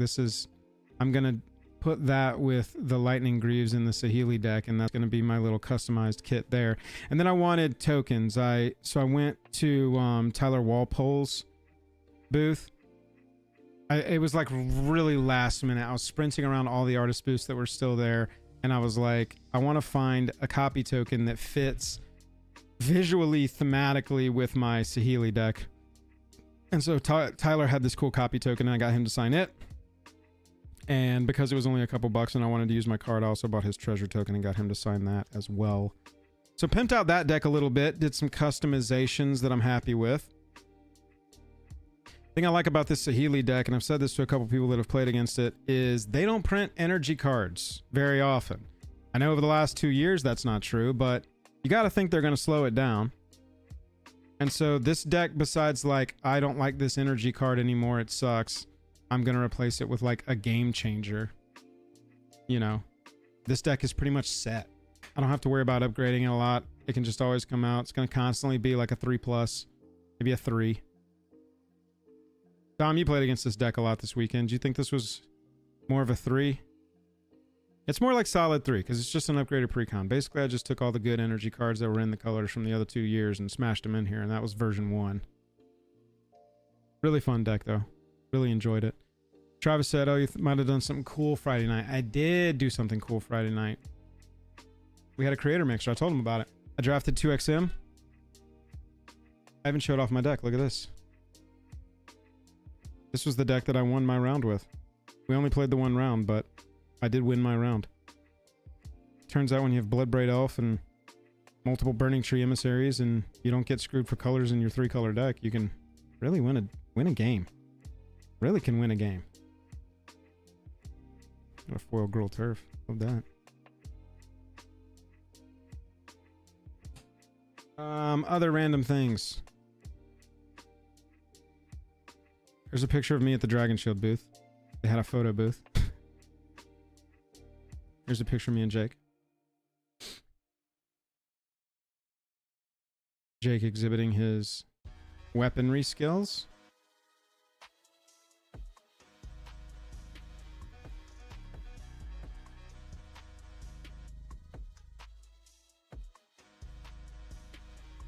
Let's look at Y'shtola. So, did a lot of play testing with Y'shtola this weekend. This commander is not to be trifled with. My deck, my version of this is fairly straightforward. Let's take it over the list. My version is not terribly mean. Follow us over on Moxfield, by the way. Here's the list if you want a link. Yeah, dude, Esper control that gives you a card at the beginning of each end step, not just yours. As long as a player lost 4 life. Buddy. This deck cranked for me all weekend. I can't say with maximum confidence that it won every game it played, but it did win the majority for sure. It won more than it lost this weekend. Whenever you cast a non-creature spell mana value 3 or greater, Y'shtola burns them for 2.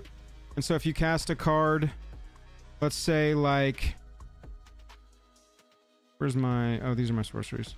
Like Risky Shortcut. Each player loses 2 life. Y'shtola's burning them for 2 when you cast that.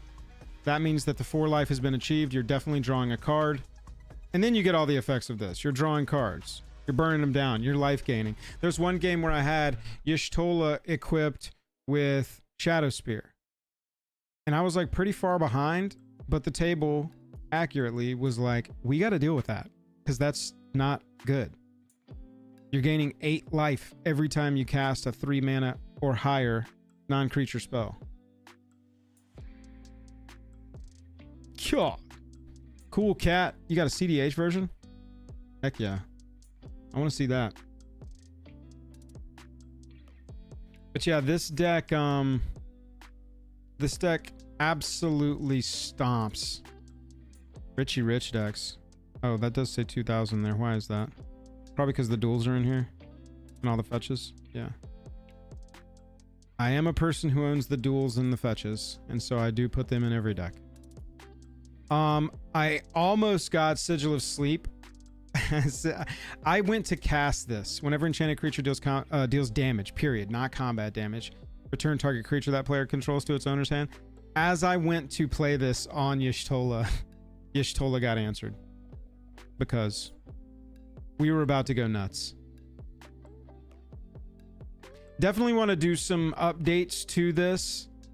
It needs some more like 3 mana plus generic card draw spells would really help this deck. It's a control deck. And you just kind of go through and refine the spot removal, refine the wipe removal. But in general, it felt pretty good. And I gotta say, for the amount of free spells we've gotten here, like Fierce, we got things like Deadly Rollick, Snuff Out. It was nice. It was nice to pass your turn tapped out, have your commander on the field, and have like Snuff Out, Fierce Guardianship in hand. You're like, yeah, go ahead, try. I may seem tapped out. So that deck was pretty fun. Got to play test that one a bunch. And that is sort of the point I want to make about that is these weekends, if you're going there to play Commander and you've got everything sort of like, you know, situated as far as I want to go shopping then, I want to go do this event or not, etc. You will be able to play test the absolute crap out of a new deck. Probably multiple. And so I would recommend in your 5 decks, which I personally think is the best amount. Let me hear you. If you went this weekend or if you've gone to cons in the past, people who have it fresh in their mind, particularly, how many different decks did you get to play? Because IMO.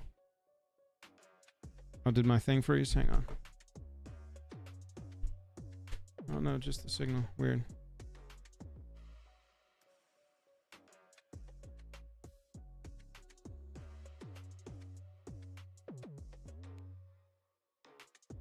Let me try and reset my top-down camera, y'all. Sorry. I bring 5 because I just think that 5 is the right number.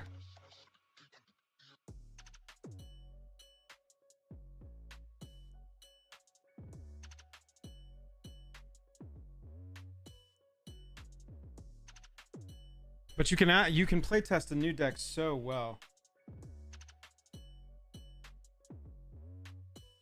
Because you've got so much potential for games, you know what I'm saying? And there's another trick too that I want to tell you about once I can get this working.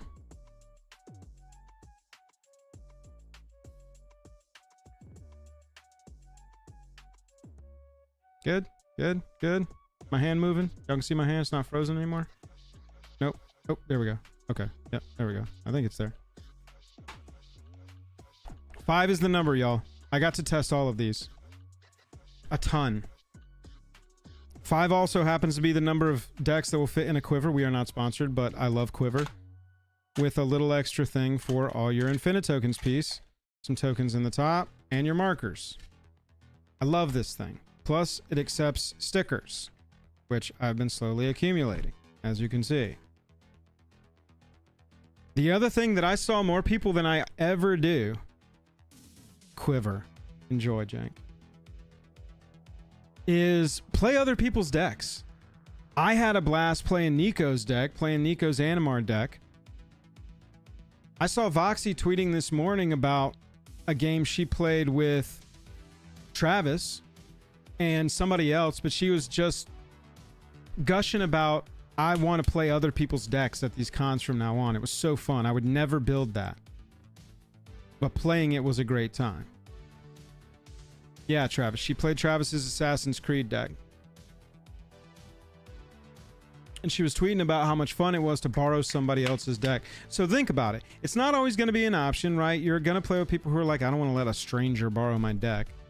But if you got a few friends you know are going, if you got a community like JAJAM community going, that's a completely viable strategy, I think. Bring like 3 decks and borrow other people's decks to play with. Super fun idea. I love doing it. Jake did it all weekend. Nick said I brought 6 and played with maybe 4 of them. Count said I played 4. Shadow said I played 3. Nick, yeah, exactly. When the crew didn't feel like bringing their decks, they would just bum mine or we'd rotate each other's decks. That is really, like, I'm thinking that that's going to be my recommendation from now on, is bring your 5 or bring 3 and try and borrow other people's decks. If you got a community or if you got friends going, I think that's a super good Super good strategy. Somebody just sent me this picture. So we did get one YouTube channel properly taking pictures with the Jake and Joel Magic sign. I could make this our Twitter banner if BZ wasn't the height of an NBA player and Mia wasn't the height of half of an NBA player. Infinity Bros, dude. That's why I've commented on one of your things Saturday night. I was just like, damn, dude, I haven't even seen you. And that's the crazy thing too, is like you will go in the entire conference not seeing someone that is there the whole time, or not seeing something that was at the con the whole time. There's so much to do. And honestly, you can blow the whole con just going and sitting and playing Commander the whole time. Walking around seeing all the vendors and such.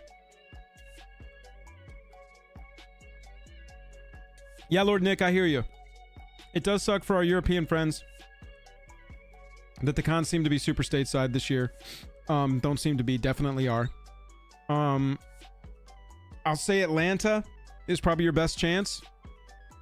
Ah, you were playing downstairs. I was an upstairs boy.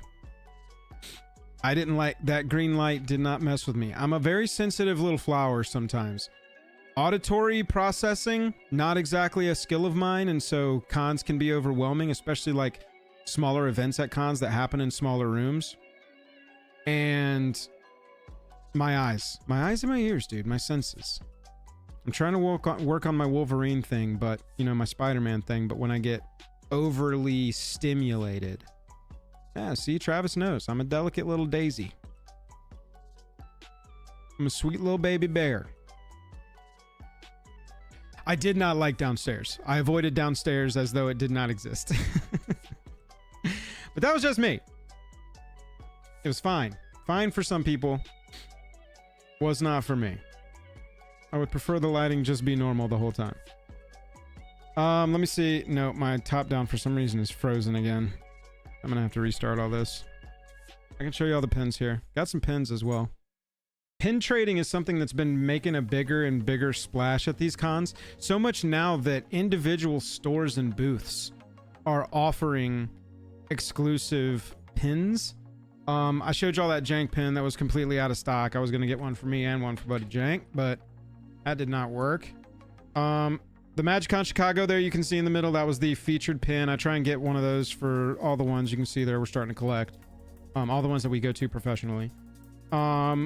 They had these dragon pins. Y'all saw that picture I posted on Twitter of me and Jake inside that like card visual picture activation thing. Let me pull this up.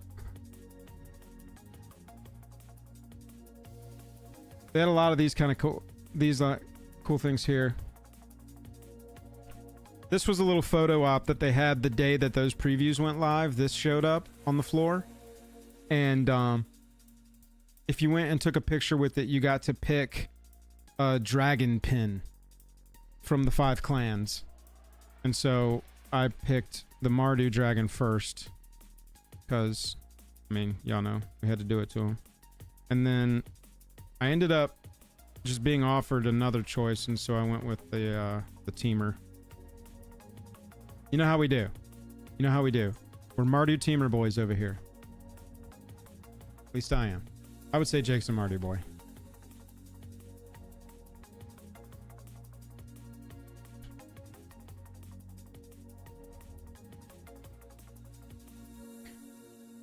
The Sultai. Yeah, that one's cool too. Yeah, we got a lot to go over with the Tarkir stuff. Jake's back in action tomorrow. We'll be making some videos for those things. Let's go into a little Q&A. That's what I got. That's kind of my story of Chicago Con. It was definitely one of the cons of all time. I don't rank it high. I don't rank it low. I liked it. I enjoyed this one. I'm a Vegas baby when it comes to MagicCon, and so last year's MagicCon, if we're ranking them against the immediate ones, last year's Vegas Con for me edged this one out just a little bit, just the like vibe and feeling that it gave. It felt enormous, and this one was enormous. Don't get me wrong. I think this one broke records as far as how big it was. but it just felt disjointed. And the downstairs felt like we could have gotten that experience in anyone's basement across anywhere in the United States, being in a poorly lit basement that smelled a little funny. And you were like, are we safe down here? We good? Do you think? Like, we're straight? Like, we don't need to be worried? Okay. We can get that anywhere. But I did enjoy it. Why did you dodge Commander with me, Travis? We did not get a Commander game in. No, Rip and Ship, the Matrix lighting. Look, I showed, oh no, it's already gone. I don't know if y'all saw this. Let me go back to Blue Sky. The lighting was so bad that Jake Brown was offering on Blue Sky to edit people's photos because everybody's going to have Mona Lisa overdrive shots like there on the left. And we'll need their photos to look like normal lighting photos. Look, yeah, like this looks like we were at a regular convention.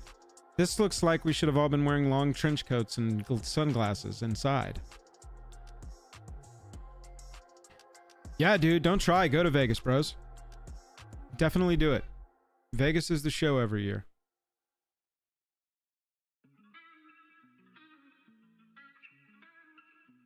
Yeah, RJ, and I mean, it makes sense. I mean, look, I ain't stupid. There's a reason Chicago is in February and Vegas is in June. More affordable. These things are enormous. You know how much those spaces probably cost? I don't, but gotta be expensive. My favorite pickup overall, I did like pulling that Sensei's top from that 2XM draft we did at the bar. But and another foil Radiant Lotus, I don't want that card, and for some reason this is not a complaint, I just keep opening foil Radiant Lotuses. That's a pretty sweet value play to go flip into something else. But getting my getting Bridget to sign those new Lightning Greaves for my Saheeli deck, I think that's kind of my favorite personal piece that I'm walking away from of this one. I really want to get more Commanders signed at my next one, but that's also limited by where the you know, what artists are there. Let me see if my top down's working. Nope, it's frozen, completely frozen. Infinity Bros says you picked up some dual lands. Yeah, Count got a dual land too. I went in splashed and got all my dual lands summer of last year, and so I'm out of that pool. I got mine. I've got a Wheel of Fortune. I've got a deal sort of like on hold for a Gaia's Cradle. You're probably in chat. Shout out. I don't know what I want after that. Maybe start looking at Power 9. That's kind of like a long-term, full life goal. Yeah, the RKF artist proofs. Any of those artist proofs are always so insane. They look so good. They look so cool. No, I've already got a deal working for a Gaia's Cradle. I'm good on a Gaia's. It's all but done. I just don't have it yet. Saving up some Monet. Spent all that money on those duels last year. Buying real estate in the MTG land. Go straight for the Black Lotus. Hell yeah. You know, Batty bought a Black Lotus this weekend. Steve, if you're still in chat, can you send me your picture of that? Steve was like, Batty bought a Black Lotus and I got to hold it. Andrew, yeah, I definitely want it. Cradle is definitely on the list. Because once I get it, I mean, those kind of cards. Let's see where my proxies are for those. I don't know where my pack a little proxy. I bought when I bought the duels, I spent an extra like $100, $150 printing a stack of really, really nice proxies, but with black border to go in all my decks. You have 2 gold border cradles? Wow. Travis, I really didn't do food at this one. I didn't really do food at this one. My relationship with food has changed pretty significantly over the last year. Oh, wow. Travis is a one-man Q&A here. And I tend to ramble, so we'll see if we can get to all your questions. Thank you for the questions, though. We appreciate that. My relationship with food has changed pretty significantly over the last weekend, and can't answer that one. And so it's just not it's not a huge priority for me right now. I'd rather just grab something light and easy and quick. However, Dom and I did go to this sports bar on the way back that had like upscale bar food, and I got these like artisan hush puppies. My answer for was your favorite food in Chicago is going to be artisan hush puppies. Everybody take a deep breath and get ready for this. They had this like dill dipping sauce, and they were so good. You can ask Dom. Dom loved them. We loved them. But no, I need to make food more of a priority. I'm not into deep dish pizza. I'm a hot dog lover, but y'all, give me mustard and leave me alone. That's all that goes on a hot dog. If I'm feeling crazy and you've got a fork and knife for me, we'll go chili cheese and slivered onions. And I want those slivered onions freshly cut and cold on top of hot chili and cheese and mustard. But you give me a regular hot dog, put mustard on it, and then stop talking to me. That's all I need. That's all a hot dog needs. All this Chicago style. They were like, which of the 17 ingredients would you like first? Oh, dude, miss me with that. I'm good. That's my answer for favorite thing that I ate this weekend. Actually, you know what? Unironic answer that you're gonna roll your eyes at. Saturday night, me and Dom just went and grabbed Taco Bell. Instead of spending $50 on a sandwich and a drink, we just went and got Taco Bell. It was $11.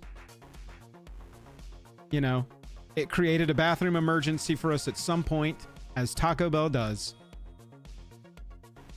But that was kind of like the chillest, most decompressing, affordable meal of the whole weekend. Yellow mustard on a hot dog is perfection. Why would you do anything else to it? And you're exiled. You're exiled if you say ketchup. You're exiled. We're exiling you. And nobody's gaining life or searching for a basic. What's a hush puppy? Oh my God, I never thought I'd get that question, and I don't know how to answer it. It's like a ball of fried dough. It's got a lot of different ingredients, like, you know, like onions and chopped, like really finely diced celery. Like, it's a bunch of stuff in the dough, but it's basically like a dough ball.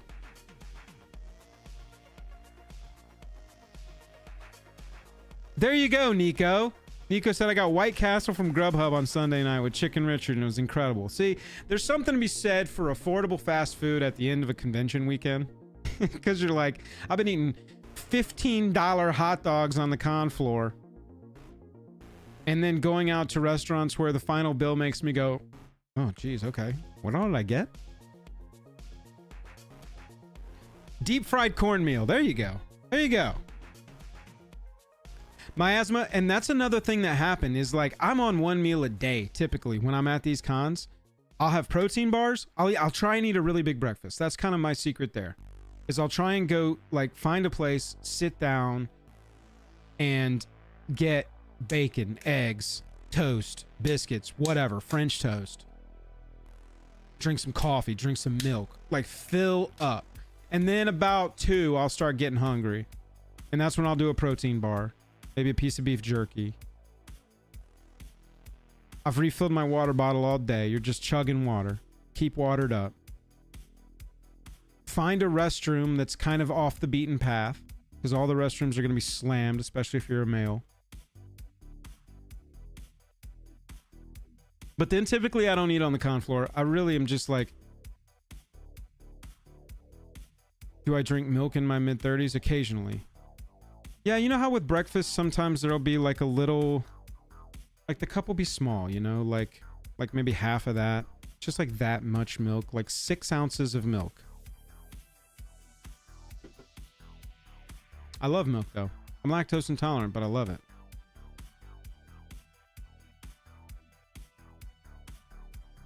Thank you for saying I'm in my mid-30s. I appreciate that. Favorite person I met this weekend. I met so many people for the first time this weekend. Joe Johnson and I for the first time met in person. Talia for the first time, met her in person. Batty, met Batty in person. Travis introduced me to Voxy, met Voxy in person. Bro said we ordered so much milk at one breakfast they gave us an entire carton for the table. Travis, you got to get on the milk, dude. Everybody's on milk except for you, man. Yeah, my asthma. My one favorite thing from the weekend. Here. Oh, my top. No, I can show it front. My top-down camera's freezing for some reason. Let's check it. Nope. Frozen in a different position, but still frozen. Oh, yeah. Love Zbex. Me and Zbex have worked together before. She's collabed on stuff with us. Love Zbex. She's awesome. Super positive creator.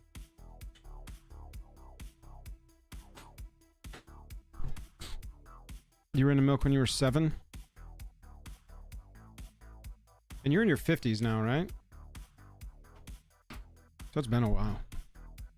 Most of the jokes they made in Friends were acceptable when you were drinking milk, huh? I got this, the new Lightning Greaves from the Energy Precon. I got this signed. It was a dual piece. I got to sit and talk with them about how they did this. They said that basically they would just kind of like pass it back and forth. Somebody would do a layer, they would pass it to the other one. Somebody would do a layer, they'd pass it back. And then eventually it was finished, and that's how they did this whole thing. No, Brad, I typically, bro, all the playmats I've shown you. Oh, we haven't shown the playmats yet. I'll show some playmats. Playmats show up in my bag at these things. I walk away. I only take a playmat because I want to get RKF to sign it. I mean, sorry. I want to get RK Post to sign it again. That's it. That's the only reason I even take a playmat to these things anymore. I walk around, dude, they like manifest inside my bag. I went home with 5 playmats from this one. Now, granted, 3 of them were the jank one from the jank. Jank, I've been doing that all weekend, by the way. I've been calling Fibblethip jank to everybody all weekend. Yeah, dude, I got my jank shirt. I got my jank playmat. That has been my entire weekend, by the way. The Fibblethip playmat. That was 3 of them were from buying my Festival in a Box, and then 2, one for jank and one for Brody. But they just manifest, dude. Holy shit. Playmats. No, so I don't really buy playmats. That was a big reason why I was like, I just was not interested in the Lightning Bolt playmat this time out. It is. It's just the reality, Travis. I don't need all these playmats. I'm going to give a playmat away to the Patreon from this trip because I'm just like, I'm good. Thank you. You can see, look, all of these are playmats. And that's not even all of them. Every single one of these is a playmat. And it's not even my entire offerings. I've got some just folded in a box. Because I'm like, I'm never going to use these. Came home with 11. Oh, the kids got the Dragon Show playmats at the end? Yeah, I'm going to show those and tell that story. I forgot to tell that story. Nico, it really is, man. And that's, yeah, I want to tell that story. So yeah, this was the only thing I ended up getting signed. I did buy 2 tokens from Tyler Walpole to also match this Saheeli deck. Jake has got a better signature from Tyler because mine just matches so well. I really wanted a themed, Saheeli makes copies, so I wanted a theme like energy copy style token if anybody had it. And Tyler had this. And you can see his signature there, that curly Q kind of signature here at the bottom, that's his signature. So he's got a cool signature, but like I said, we chose it to sort of like blend in and be part of the whole. That's not focused up at all. Kind of be part of the whole thing. I just didn't have time to get signatures this time, and I didn't go with a plan. That I think is a really important part. If you want to get signatures at these things, you need to go with a plan. You need to preemptively, like Jank style. Jank one year had last Vegas Con had a box. And everything had like a divider card with the name of the artist on there. And he already had like his weekend mapped out of when he was going to go and do certain lines, especially for the more popular. Y'all, if you're going to go to Elena Dan or Jesper Ising or RKF, any of the, I saw a bunch of names up there. There are some lines that are insane and will be packed the entire con. And so it's like, get in early. Find somebody with a Black Lotus or have Black Lotus badge yourself and get in earlier than everybody, because that's one of the perks of that Black Lotus badge. I've learned this con specifically is that you're in before everybody else, and pretty much everywhere there's a line, you've got to skip. Yep, there you go. Blight said major plan. Blight, what was the long... You waited for a lot of SIGs this weekend. What was the longest line you waited in? Jason Ingle, Ryan Pancoast. Yeah, seriously, the biggest... Dan Frazier. The biggest artists are going to have the longest lines, obviously. Obviously. Shooting Blind said that's wild. I have 3 total, need a 4th for the basement table. What was that? Playmats? Talking about playmats? Go to a MagicCon. Other like swaggy stuff we got. The official MagicCon for the year box has a space theme. I'm assuming that this is like has to do with that release later this year. Edge of Eternities or whatever it's called. Let's see what the sleeves look like in this. Last year this was just like a angel. Yeah, hang on. I've got it back here.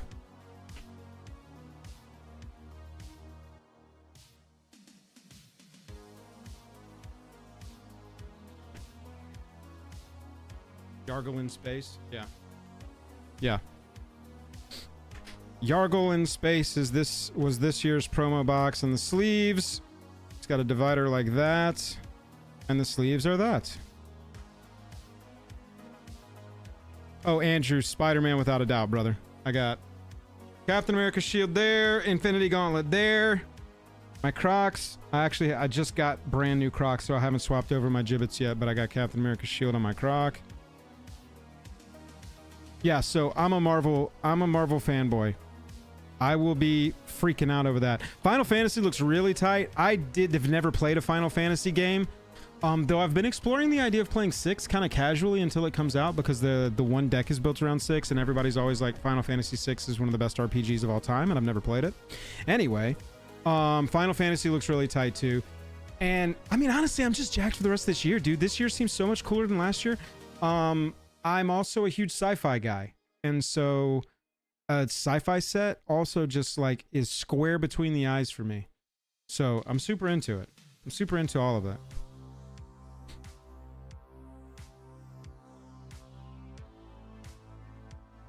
You can get some of them on your phone. Oh, nice. And it's all turn-based stuff, right? So that could be actually cool to play.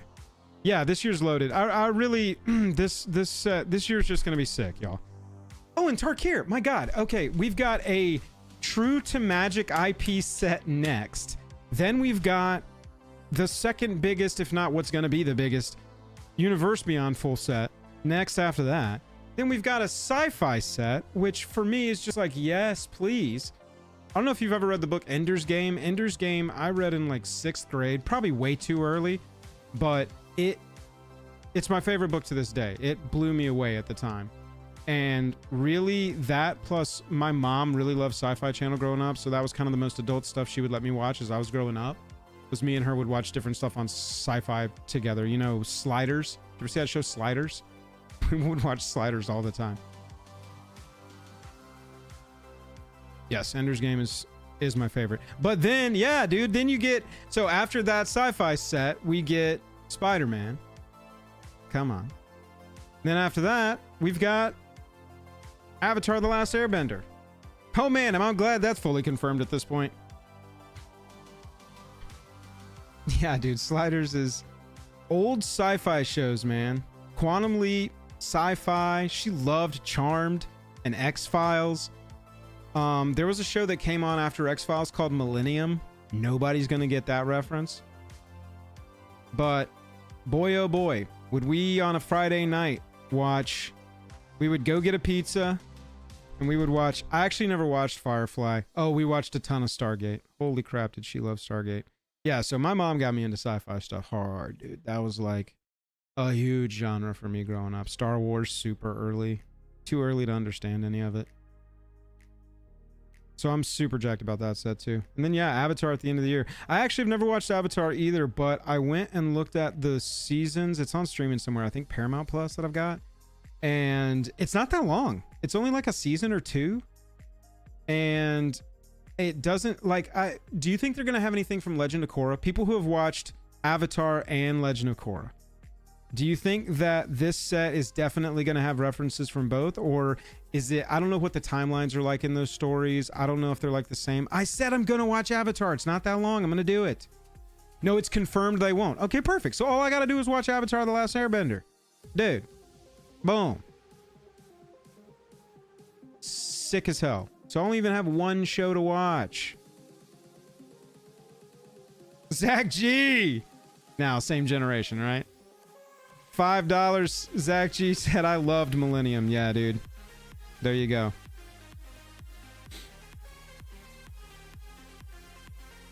Hell yes. Thank you, Zach. Appreciate it. Missed you at this con, buddy. Hopefully we'll see you in Vegas. Question mark. Avatar did not seem like that daunting. Whereas, like, if they came out, you'll be in Vegas. Fuck yeah, dude. You fell asleep at a bar.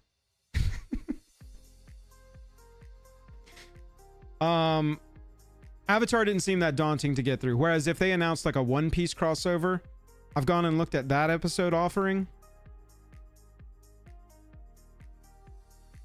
Talk about shows I'm never going to consume. All right, cool. We can watch it together, Dom. It'll be cute. We can call each other on speakerphone and just leave the phone on the side and watch it together. Go 3, 2, 1 and start the episodes. That'll be sweet. What else? Any other questions about cons? I have, over the last 2 weeks, answered a surprising amount of questions about people going to these cons. They can be pretty intimidating for people. We'd love to help make your con experience easier, more fruitful, use your money better, make your time go further.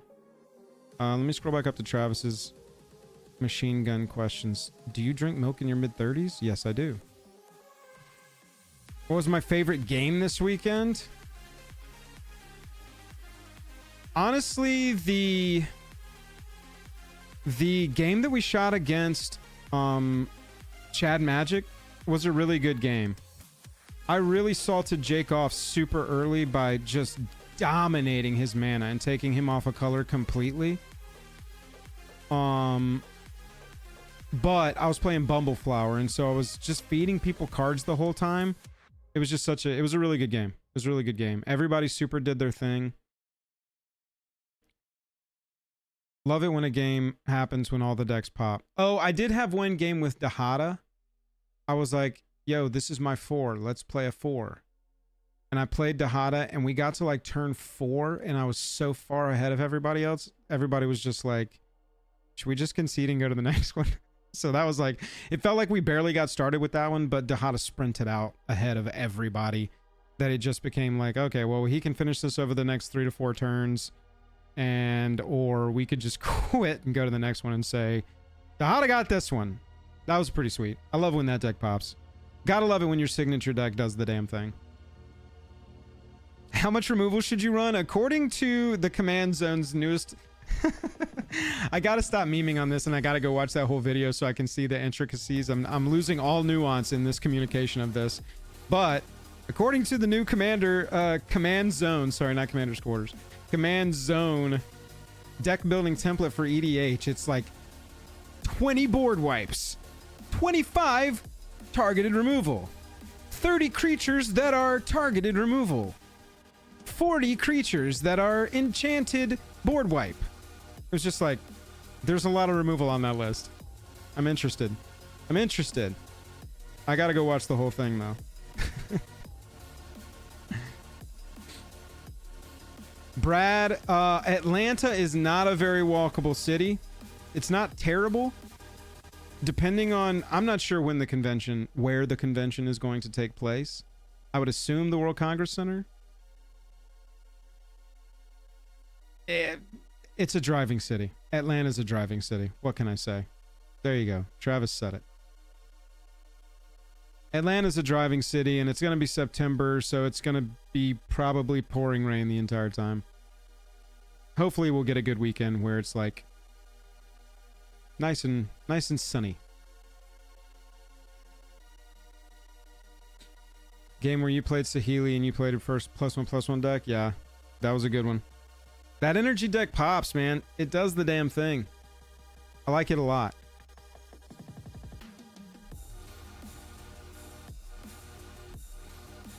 Yeah, I'm gonna watch Avatar.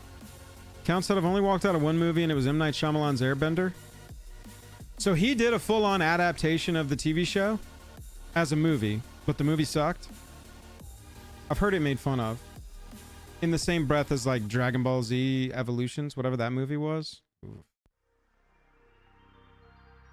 That was a rough one. We ignore it. It never happened. Got it. He adapted season 1. Oh, I see. Well, that's definitely something I'll have to look into. I started the first episode and my son is 2.5 and I started the first episode and I was like, Maddox, look. It's a cartoon. You like this too, right? No interest. No interest whatsoever. Normal price for a ticket to the cons. That is a good question. They have a breakdown of all the badges. Let's see if we can pull that up. I wonder if it's gone. Excuse me.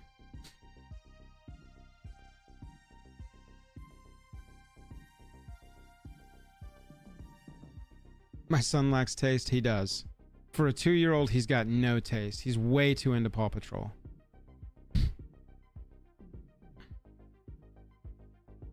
Okay, here we go. Yeah, we got all the prices here too. We can look at this. So we got Black Lotus VIP badges are $1,000. Quite a few perks with these. Weekend, lanyard, promos, boosters, D20, pin, deck box, bag, playmat, wearable, drinkware. Thursday VIP experience and shopping is a day early. Make sure you don't have to stand in lines. Make sure you buy everything you want to buy. Draft event, plane chase event, draft event, sealed event, reserve seating. I'm assuming this is for the shows. Live Commander game. They ran a couple of live game experiences. Commander at Home had a game. Scrybabies and Play to Win had a game. And so I'm assuming that's what that means, but I'm not 100% sure. I'm assuming this is the same thing. This, if you want to buy stuff, and if you're spending $1,000 for the Black Lotus badge, you're probably a person who likes to buy stuff. This is one of the most critical pieces I think that we ran into. Exactly what Travis said. Exactly what Travis said. The biggest perk is that WotC lets you make back the cost of the ticket by scalping product back to the vendors every morning. So, you're going and you're buying stuff early. The vendors want to buy that stuff from you because they can't buy directly from, and they want to resell it for higher. You're the middleman. A lot of that $1,000 badge price for the people who are like in there and grinding, and that's what their weekend is about, is offsetting the cost of that badge. It's doable. It is definitely doable. These two things, 1 hour early access to the show floor and the designated VIP line for show store. Those are the two that we saw this weekend being enormous perks that we were jealous of. Also, to Dom's point, 10% off the show store. Then you got a lot of like access stuff. Stuff that you might have to pay for to get into, you automatically get into.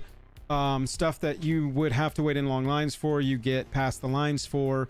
I heard people like Professor doesn't go to all of these, but he was at this show, and I heard everybody saying I wanted to wait in Professor's line, but it was insane. And then at a certain point they're capped. It was the same thing with the Command Zone line. I saw Josh and Jimmy giving out doing a meet and greet, giving signatures and stuff, and that line was insane until it was capped, and then somebody just stood there and said, go away, you can't get in line. Anyway, Black Lotus VIP $1,000. Let's go down to the regular people stuff. Youth badges.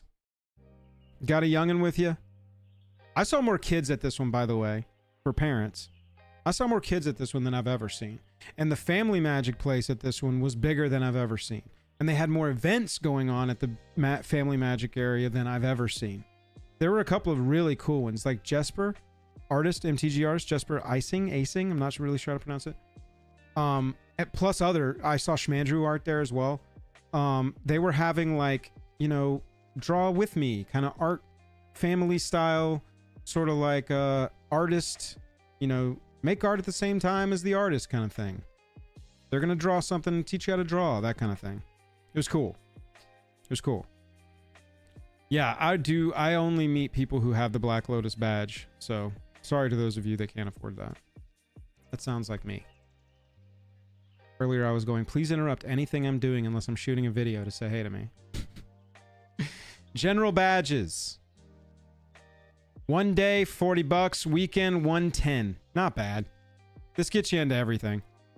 You get the promo cards, you get the D20. Oh, I didn't show off the D20. Pretty cool. You've seen them. It's very like, it seems like the pre-release kit die. It's never gonna focus. Never gonna focus. Not bad there. It's got that like inlaid under glitter. Your 20 symbol is the and symbol for D&D. Not bad. That came with all of them. Nice size.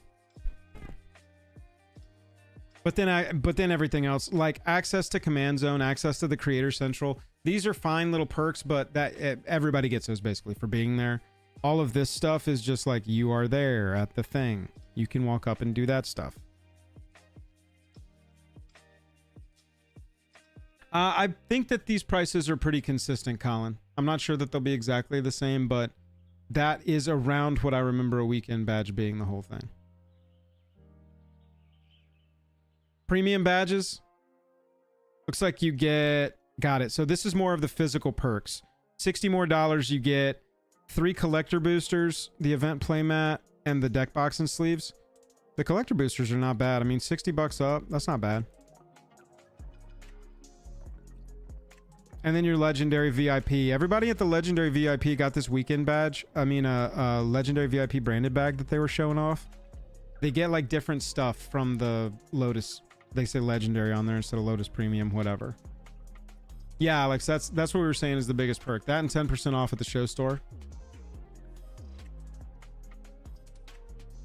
So a lot of this legendary VIP honestly looks like you get a lot of the same perks as Black Lotus, except you're going to get legendary VIP versions and you're going to get you don't get all of the like access, early access, that kind of stuff.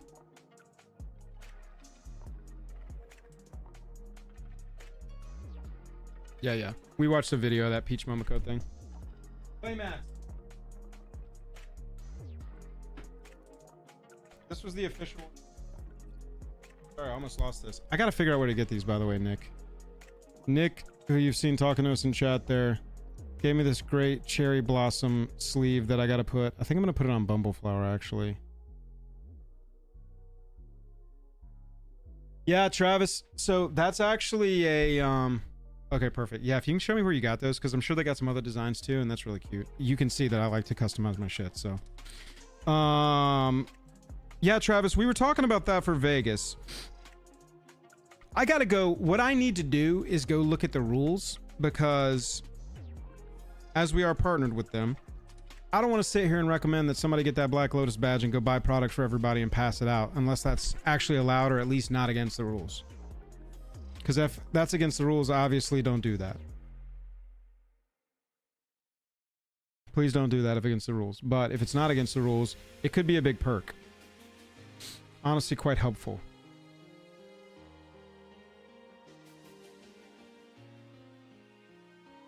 Because, especially for Vegas, to Travis's point, Final Fantasy stuff ain't cheap. And so if these packages are the same prices, these badges are the same prices, and you're getting like Final Fantasy collector packs with them, give you something to open with the cost of your badge and or sell to offset the cost of that badge.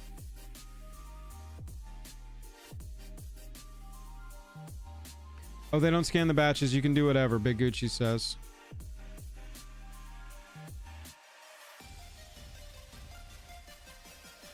But yeah, I do think it, as long as it's not against the rules, I do think it's a good idea for somebody in the group to have that Black Lotus badge, because that's how you're going to make sure that you get those con exclusives. Make sure that you get to the store before everything's sold out. I see, Big Gucci. I got you. Thank you for the info.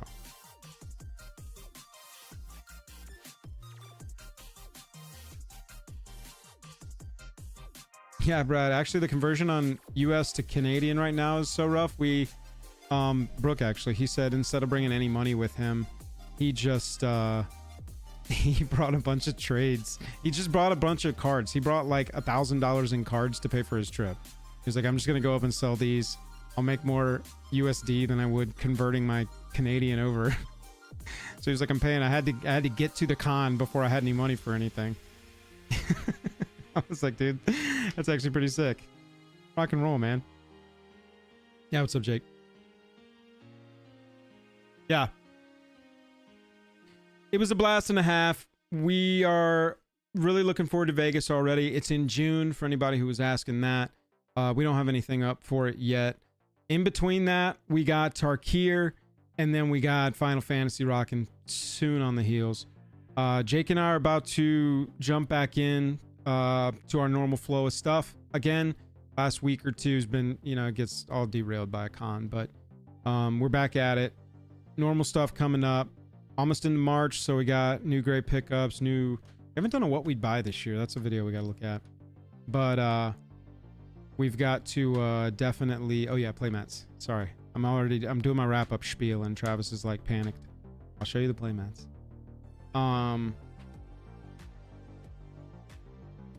You derailed my thought process.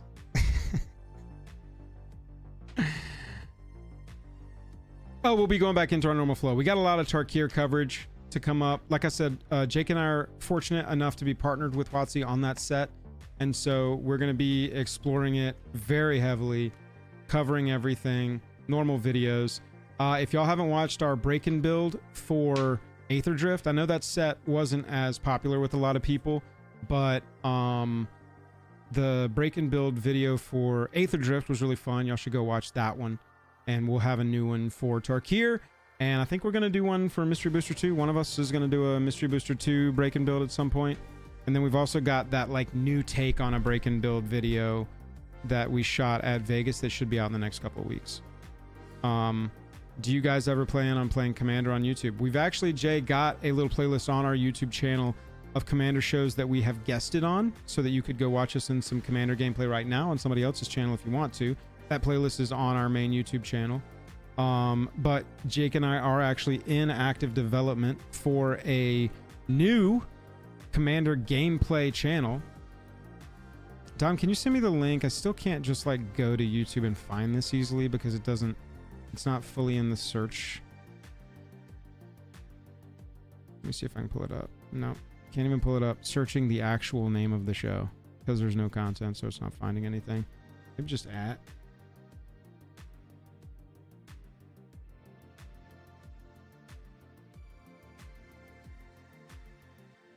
There we go. You should build a playtest Commander from the MB2 box. Yeah, Jank, I was actually, when I was concepting doing a break and build like we've done on the channel with the Mystery Booster 2 box, I was like, I really don't know what legends we're going to get. However, oh, we've got 69 subscribers on the Garage the Gathering channel. Sorry, don't use that link to go subscribe. Thank you, please. Do not go subscribe. If you have subscribed and you have put it over 69, please unsubscribe. Let me finish that thought real fast and then we'll get to the other jank. Garage the Gathering. Yes, J-Rod, we do plan on playing Commander on YouTube. In fact, we've already shot the episodes. We are in active development of a new channel called Garage the Gathering that I just linked there in chat. Go and subscribe if you want to push it past 69 subs. There's not any content currently, but we will be doing a 3-episode full drop release in the next few months. And we'll be loud on all of our channels when that's happening as well. We'll make sure that it's signal boosted. But if you do want to pre-subscribe, you can go over to that link I just put in chat. And, well, I guess it's over there. And it's above me on my monitor. My little, I can monitor the visual is, and then the chat's right up there. You can go and subscribe. You can go and subscribe right now and be ready when that channel launches. Thank you very much, David. We appreciate it. MB2 playtest Commander. Yeah, Jank, I thought it'd be fun. So normally when you open that, we only give us, we give ourselves a Soul Ring, a Command Tower, and Arcane Signet. But with that set, it's so random, and I don't know that you're going to reliably get legends. But I have reliably seen cool legends in the playtest card slots, and I think it'd be very like in the spirit of Mystery Booster 2 to have a playtest commander and include any playtest cards that you want to in that deck. So I think that that's a route that I would take it as I'm sort of thinking about how that video might go. One of us will do it at some point. Let's look at playmats. Where'd it go? It's right here. This was the official show playmat. I'm gonna give this one away to the Patreon. Go join our Patreon. This giveaway will be up in the next couple days. Official show playmat, pretty generic. They have one of these every con with like the main key art, the stamp on it, and it's kind of like the go-to giveaway playmat. Colin, yeah, that was Teddy Fresh.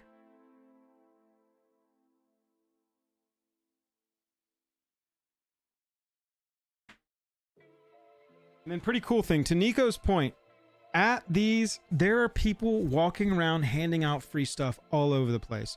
It's not uncommon for you to be playing Commander and somebody just walk up and throw collector packs down on the table. It's not uncommon for playmats to just be like given away so consistently. In fact, at the end of the show, the whole creator zone had 4 tops already basically set up for commander pods, meaning they had like the green zone and the blue zone and the clear zone, and that whole table would have sets of 4 playmats already set up for people just to sit down and start going. And then at the end of the weekend, they were like, hey, we don't want to take those playmats with us. Obviously they've got the date, you know, stamped on the playmat. They can't use them for anything else. And so they were like, if you want the playmat at the place you are sitting, you can have it. Just take it when you walk away. And these are that heavy, like, you know, stitched edging, really good playmat versus the one I showed you, which is just a standard, you know, ultra pro thin typical playmat. These are like the premium ones. And so a lot of people got to walk away with like a premium Dragon Shield playmat there at the end too. And all of them were kind of like this, where the contrast is fairly low. And so it's not that like crazy distracting. I like a typical, like more simple playmat. And so these were kind of nice. The black one, the clear one, the green one. I think there was a red one. I didn't see all of them, but those were kind of cool. Freebies galore. Wow, wow, wow. Are there some freebies? And then this is the other playmat. This was the exclusive Festival in a Box. It's a little busy for my taste. I love the key art. I have a shirt of it. But the playmat, the key art itself for the playmat, not my taste. A lot of people love these though, and I think they're already like, people are trying to scalp these already. So I really love these playmats. Think it'll be cool. Mr. Killer, yes, and thank you very much. Appreciate you. Yeah, Jank, I think Mystery Booster 2 is going to be a challenge, but it could be fun. Yeah, see, Travis knows the secret to the diet. Don't eat all day, then eat some Hush Puppies. Don't eat all day, then eat some Taco Bell. Boom. Boom, boom. Oh, Count Crisco. Yeah, dude. Absolutely. Holy moly.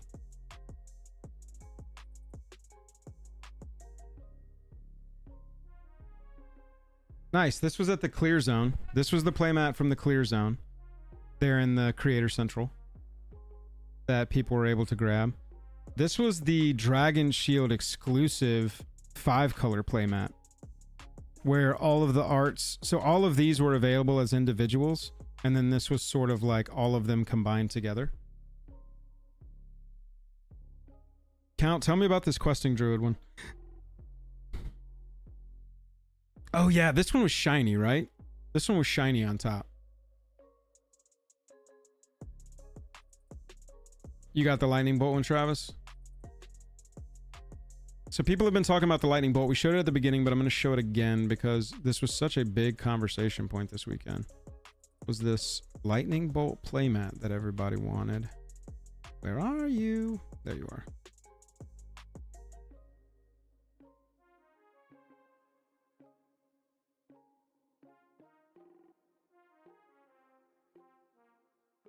Last day was Sunday, Walter. Yesterday was a travel day for me. But we back. This was the like #1 most discussed and most talked about, or that's the same thing. Most discussed and most requested exclusive playmat. Seen people trying to resell this Questing Druid playmat for $400?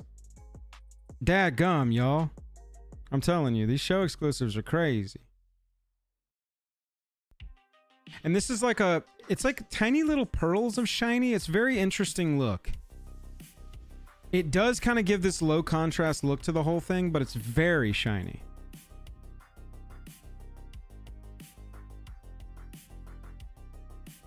Yeah, there was that one. And then what else we got here? Oh, it looks like an exclusive Fibblethip one.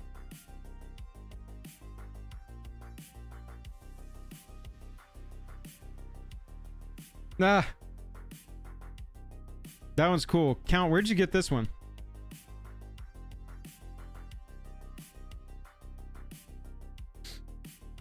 I never even saw this one, I don't think. Was this at the show store? I'm assuming.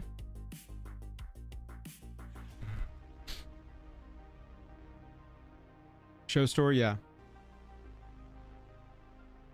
Uh-oh. I missed that, Jank. Sorry, man. Damn. I definitely thought you meant this playmat.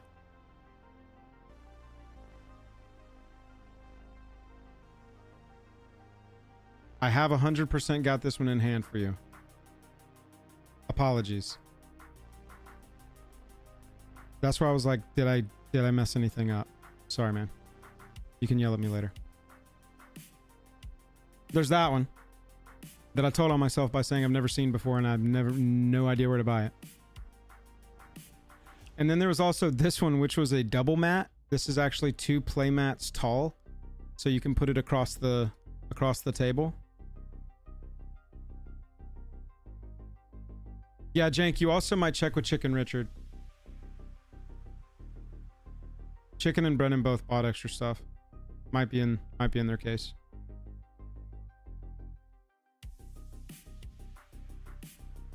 Yeah, this one's insane. Lots of people were discussing old sexy beach Karn here.